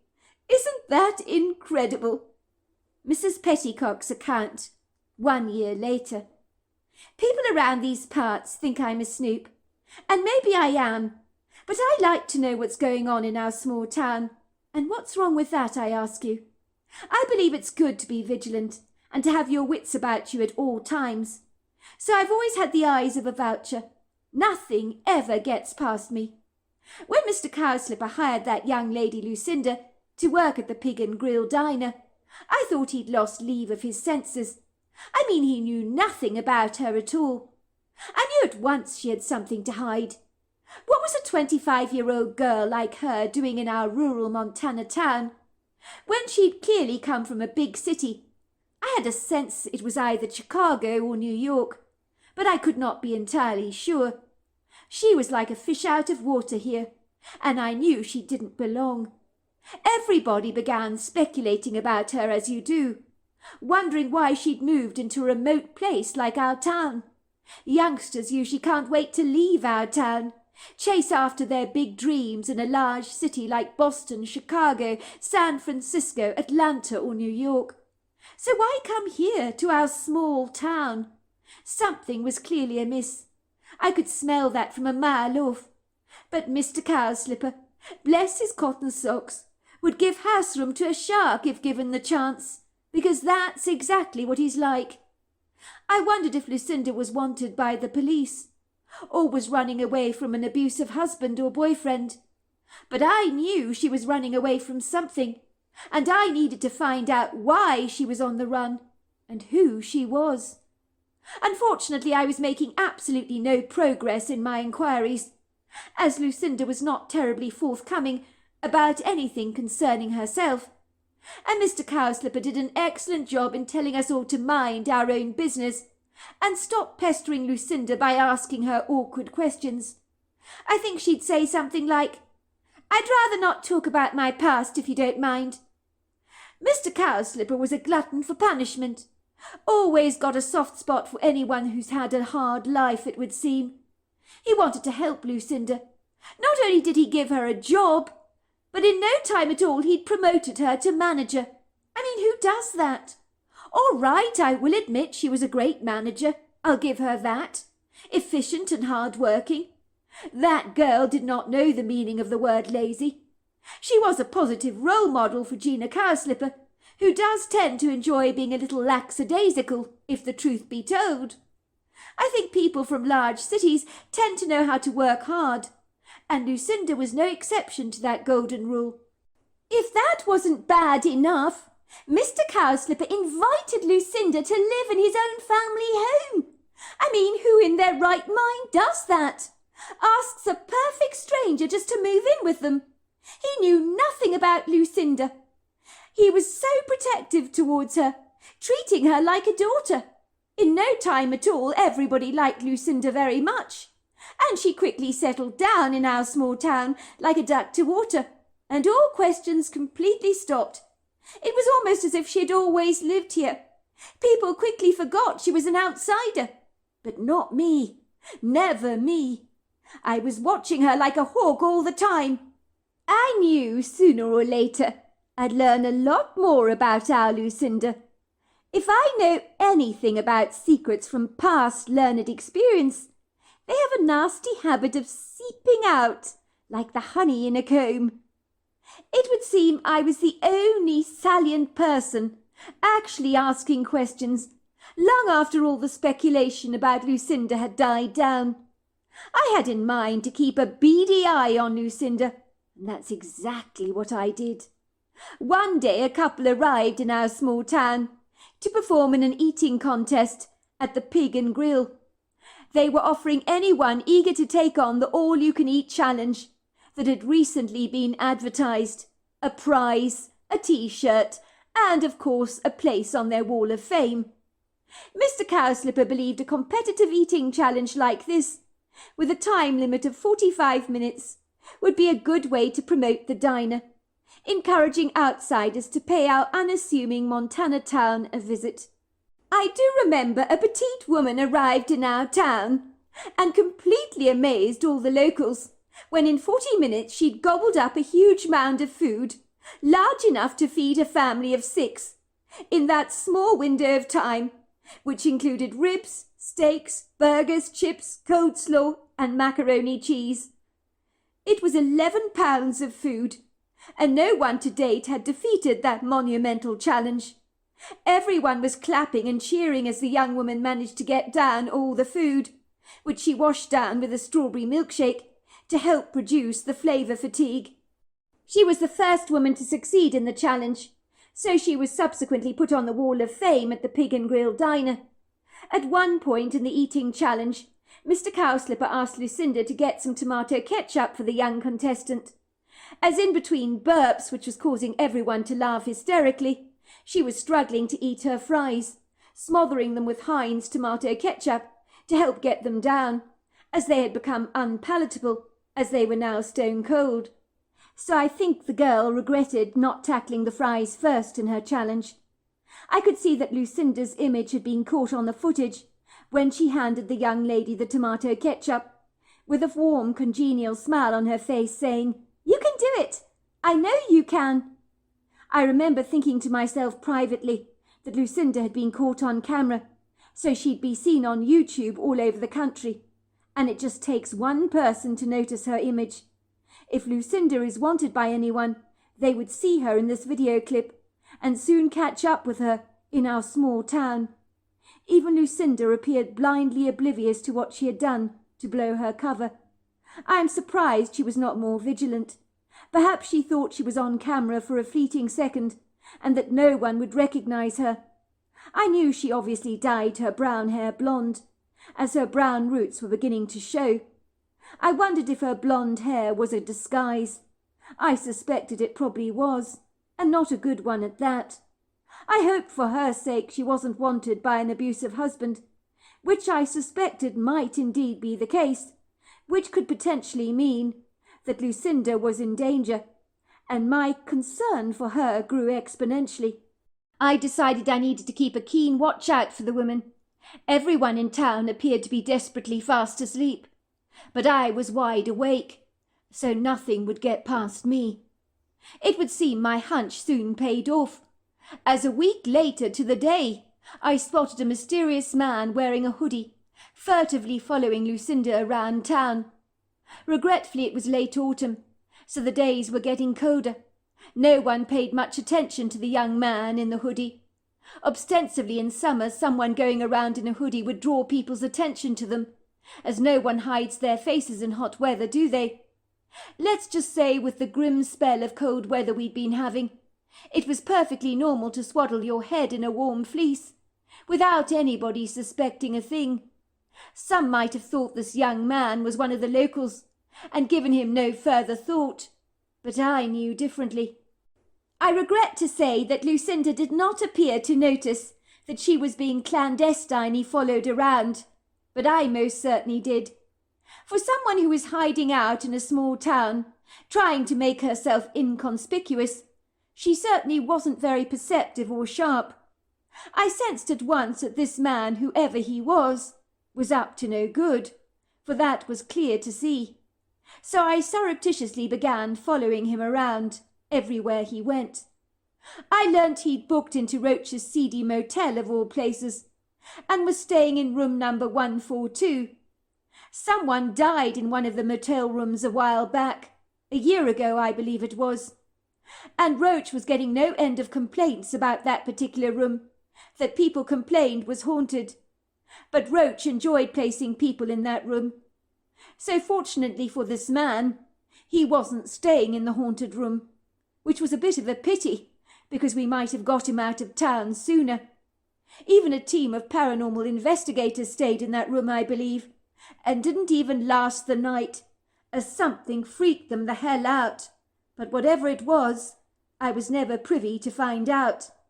I hasten to say, Roach has got absolutely no scruples. I've known that man for many years, and although he's completely harmless, he's a little on the creepy side, and has a slightly offensive sense of humour that tends to rub some people up the wrong way.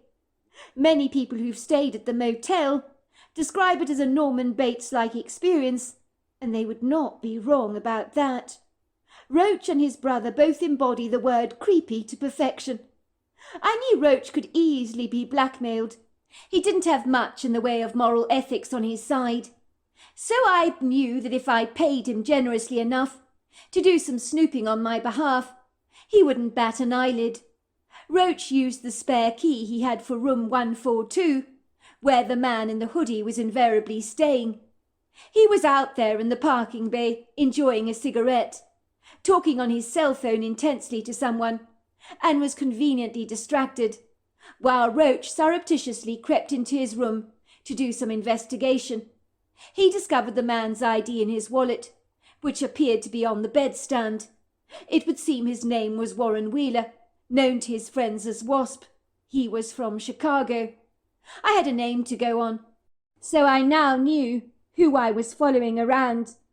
Every Tuesday and Thursday afternoon, Gina and Lucinda, who had become like tight sisters, would take the family large black poodle Gunner on one of the well-known walking trails outside town for a walk.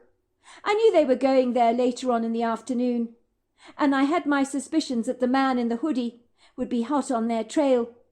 Many people walked their dogs on this particular trail, and usually there were a collection of cars in the bay, but on this occasion it was just Gina's car. Mr. Wheeler's car was soon parked right next to hers, so I knew he'd followed both the girls on this walking trail, and that got my immediate attention.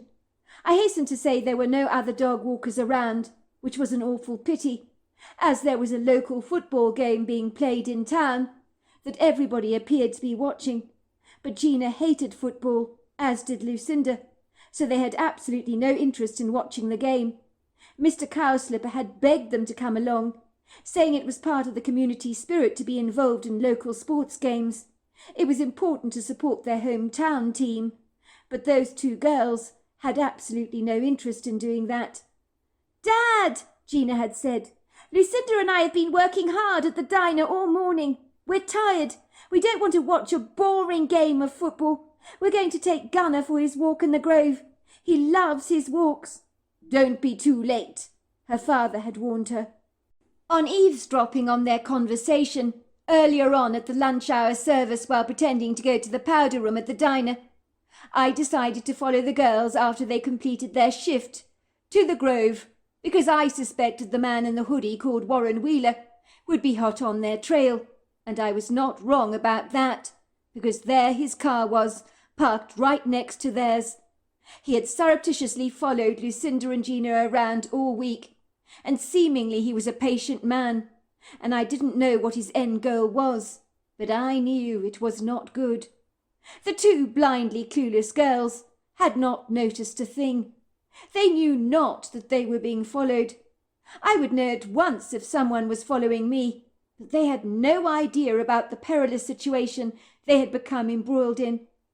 When I saw Mr. Wheeler's car in that parking bay at the walking trail, my heart began to flip-flop frenziedly in my chest, and I wondered if the girls might be in perilous danger, and I suspected that they might well be. I immediately removed my hunting rifle from the trunk of my car and entered the grove very cautiously, more determined than ever to keep a beady eye on this man. As if he intended to harm those two girls, this would be the quintessential place he would likely do it, when there were no obvious witnesses around. I hurriedly moved through the trees, very cautiously, grateful that I was wearing sensible walking shoes and leggings. Ever since I'd been following this man around town, I had abandoned the flowery dresses I normally sported, as the man was a fast walker, and if I wanted to keep up with him, I needed to be wearing the appropriate clothing, and I'm very adaptable when needs must. In the last week I'd lost over 3 pounds on the bathroom scales from stalking him around, and I'm glad to say he had no clue he was being followed. I'm not exactly what I would describe as nimble or agile on my feet, but I still did my level best to stagger rather awkwardly down the long, lonely trails, covered in a plethora of fallen autumn leaves, as discreetly as I possibly could. I could hear Gina and Lucinda talking loudly. I could see this wasp-like fellow stalking them cautiously, going from one tree to another, very, very stealthily. I froze when I realized he had a rifle in his hands. I knew at once that his motives were deadly, and the gravity of the potential danger that both the girls were in hit me hard like a brick across the face. In the beginning, following this duplicitous, dodgy character around town had been a bit of a thrill for me, but now I realized I had taken on more than I could chew. I suspected he wanted Lucinda dead, and as Gina was with her, he'd likely kill her too, to eliminate the witness. I was tempted to call the town sheriff, who I believe was watching the football game, but if I made a call, I'd likely be heard, and by the time I called him, it could potentially be too late. I had a rifle with me, which I would use if this man imposed a threat to the two naive young women. Gina's large black poodle Gunner was running through the woods, barking happily, as he foraged through the undergrowth, rambunctiously chasing after interesting scent trails. I could hear the girls' conversation, as they were talking about how glad they were not to be at the football game. "Dad loves football," Gina was saying. "I don't know why he enjoys it so much. I'm so glad, Lucinda, you're on the same page as me. I don't care if it's my hometown. Of course I hope they win, but if they don't, it's no biggie as far as I'm concerned. But don't you dare tell my dad I told you that. Do you think that makes me a traitor to my hometown?" "Of course it doesn't, silly," came Lucinda's reassuring voice. "You're not interested in sport. That's hardly what I'd describe as a crime, is it?" "I've never particularly liked sports either," Lucinda admitted. "Never been my thing. My grandpa Otis loved sport, but I never shared his interest." The voices of both Gina and Lucinda became muted, as they sped up their walking pace, down the long earthen paths, bespeckled with the golden leaves, with Warren stealthily creeping behind them, as he slipped behind one tree to the next, being as furtive as possible, and surprisingly he was pretty noiseless. I was the one that needed to watch myself, as I was not nearly so quiet. As I trailed Warren, I had the overwhelming sense that I too was being followed, but that could not be. Who would be stalking me? I was sure I'd heard twigs crackling, snapping and popping, and pounding feet hitting the ground behind me. But when I turned around, nothing was there. I could hear the blood from my booming heart pounding violently in my ears, so I was sure it was my nerves playing tricks on me. Of course nothing was trailing me. What was I like? I must have imagined the whole thing. But the sense that somebody was behind me would not abandon my thoughts, not even for a brief moment. I gingerly crept from one tree trunk to the next, being incredibly selective of where I placed my foot. As the leaves rustled, twigs broke, and I didn't want to draw any unwanted attention to myself, as one wrong move I could catapult myself into danger. There was a gentle breeze blowing through the grove, nudging my skin with its cool gasps, and a few leaves seemed to float up in the air as the boughs of the trees began to swing very gently. All of a sudden Gina and Lucinda stopped dead in their tracks. They appeared to be examining something on the ground. I heard Gina say, "Oh, my goodness, look at this, Lucinda. There must be over a dozen spent shells over here. It's prohibited to hunt in these woods. It's got to be a poacher. I'll have to inform the sheriff about this when we get home." The girls began leaning over to examine the shells, and Lucinda was saying, "It's too late. Whoever was in here has long gone. What's wrong with people? Why do they do this? If they want to hunt, they should do it legally." "I suspect they get a thrill from breaking the law," said Gina.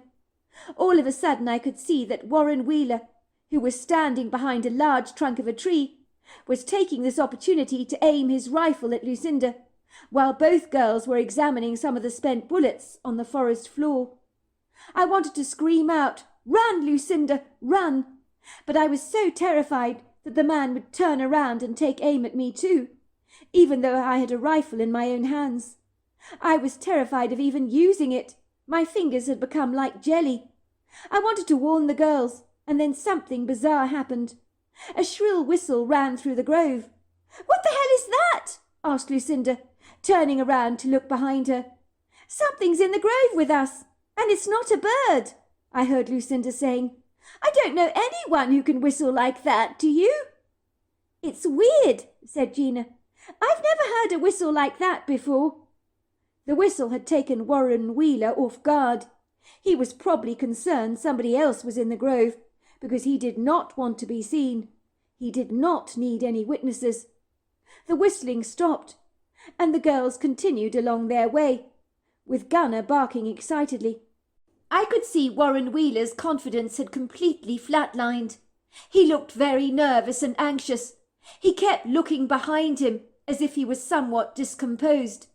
Then something happened even more unorthodox than I could ever have believed. As a stone was launched at Warren, it came flying violently through the trees, hitting him square in the shoulders, throwing him off his feet so that his rifle slipped like butter from between his fingers, and he landed on his back, groaning and gasping in pain. In a trice I saw a huge, big, black, hairy being, thundering through the trees, moving like the wind. I couldn't react in time, because I was so dumbfounded that I just froze to the spot, more in shock than in fear. And then I saw her, a female Bigfoot, lunging towards Warren Wheeler, standing over him with her two powerful legs on either side of him. She looked down at him. The young man let out a shrill, terrified scream, which I guess was to be expected, as he found himself staring up at the most daunting, intimidating, and terrifying creature he had ever seen in his entire life. You do not want a Bigfoot standing over you, because it will be the end of you. The Bigfoot kicked him in the head, and I knew in that instant he was dead. His head went flying off his neck, rolling into the grove like a football. The female Bigfoot looked up at me. She could see me peeking at her from behind the tree, and on seeing my shocked face, she said apologetically, "Sorry about that. It wasn't pleasant to watch, I know, but he needed to go. He was trouble." She spoke to me telepathically in my head, and I was flummoxed, and with that she glided away. And I'm thinking to myself, did that just happen? Did I just see that? Did that female Bigfoot just speak to me in my head? Did she just kick off a man's head? It had happened so fast.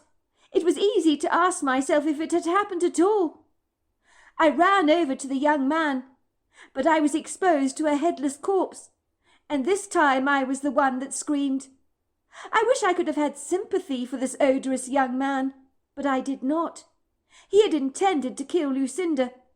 All of a sudden the two girls came bolting towards me, and on seeing me and the headless corpse, they both screamed. "What the hell happened? We heard the noise! We heard the man's screams!" Lucinda looked down at the corpse and realized there was no head. "Where is his head?" she asked. I pointed towards the tree. Lucinda promptly ran to the tree to examine the head and ran back, her face as white as a sheet. "Oh my God, that's Wasp! He must have been following us into the grove. He's dead now. How the hell did all that happen?" Gina was holding her chest, struggling to breathe from the shock, while Ganna was now scratching at the deceased corpse on the ground and barking at it. "Remember I told you about Wasp, Gina? He's Robin Wheeler's brother. He was after me. He wanted to kill me because his brother is in prison for life on my account. I put him there, as I told the police what he'd done, when he confided in me about the people he murdered. Remember I was dating him at the time, and he offloaded some of his secrets to me, which I shared with the police. I ran away to the small town to get away from him, as his own girlfriend, whom I knew personally, warned me that he intended to kill me, because I'd blabbed on his brother, and now he's dead. I can't believe it. I know I shouldn't say this, but I'm so relieved he's gone. I'm free now. How did he die, Mrs. Petticock? You didn't shoot him. I would have heard the gunfire.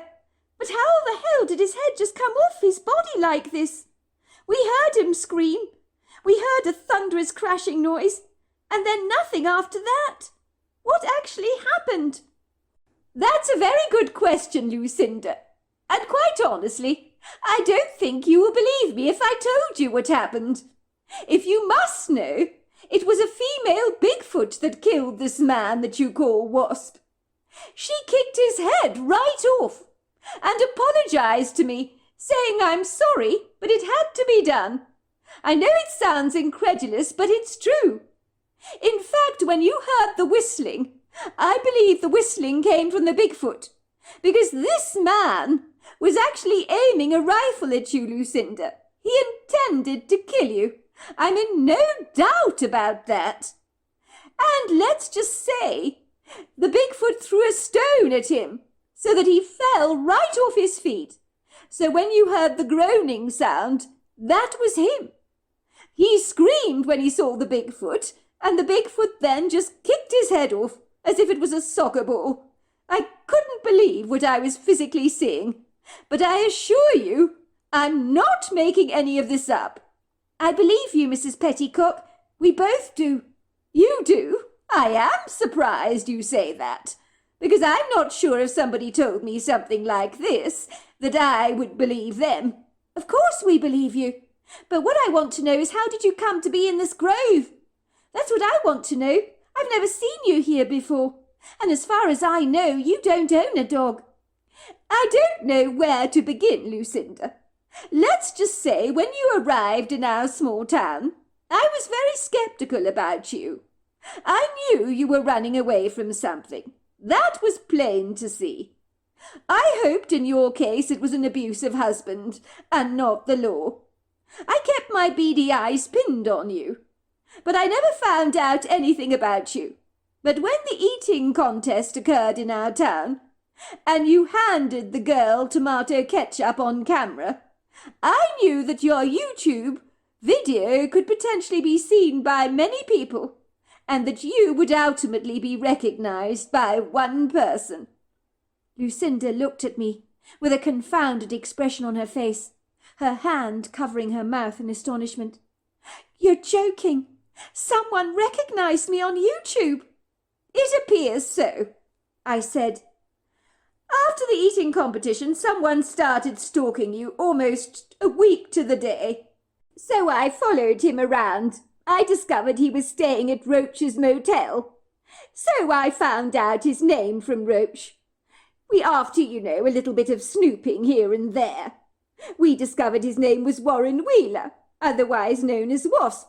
And I knew for some reason he was after you. I did wonder if he was your husband for a while. I followed him into the grove today. And there is the end of our story.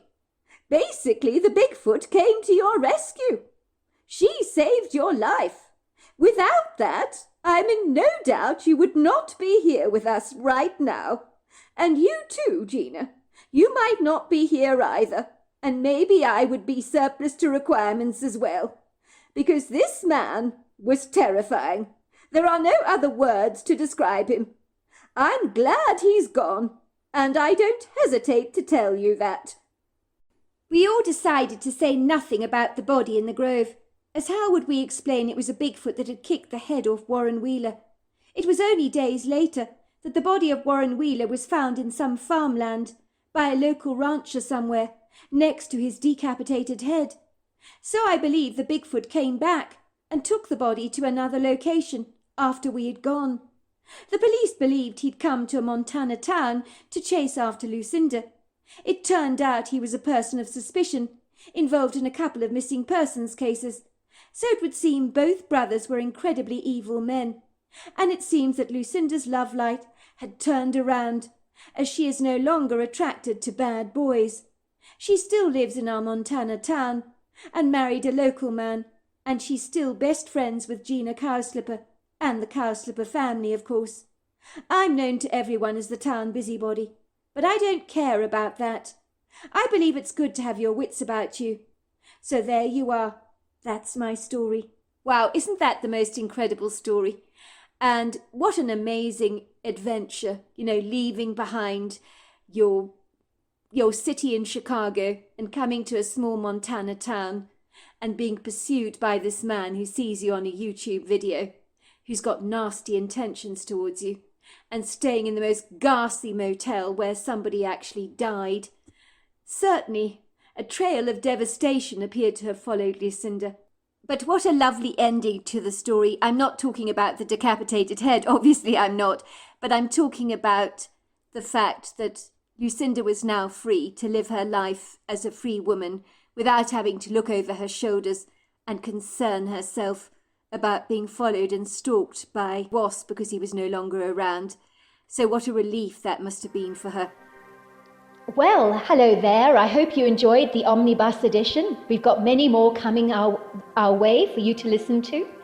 Sending you love wherever you are in the world, in North America, Canada, Kenya, wherever you may be. I send you lots and lots of love. Thank you for listening to my Omnibus, and I really do hope you enjoyed it, because that's the whole idea about it, is to give you some interesting stories to listen to. So until next time, goodbye and good night.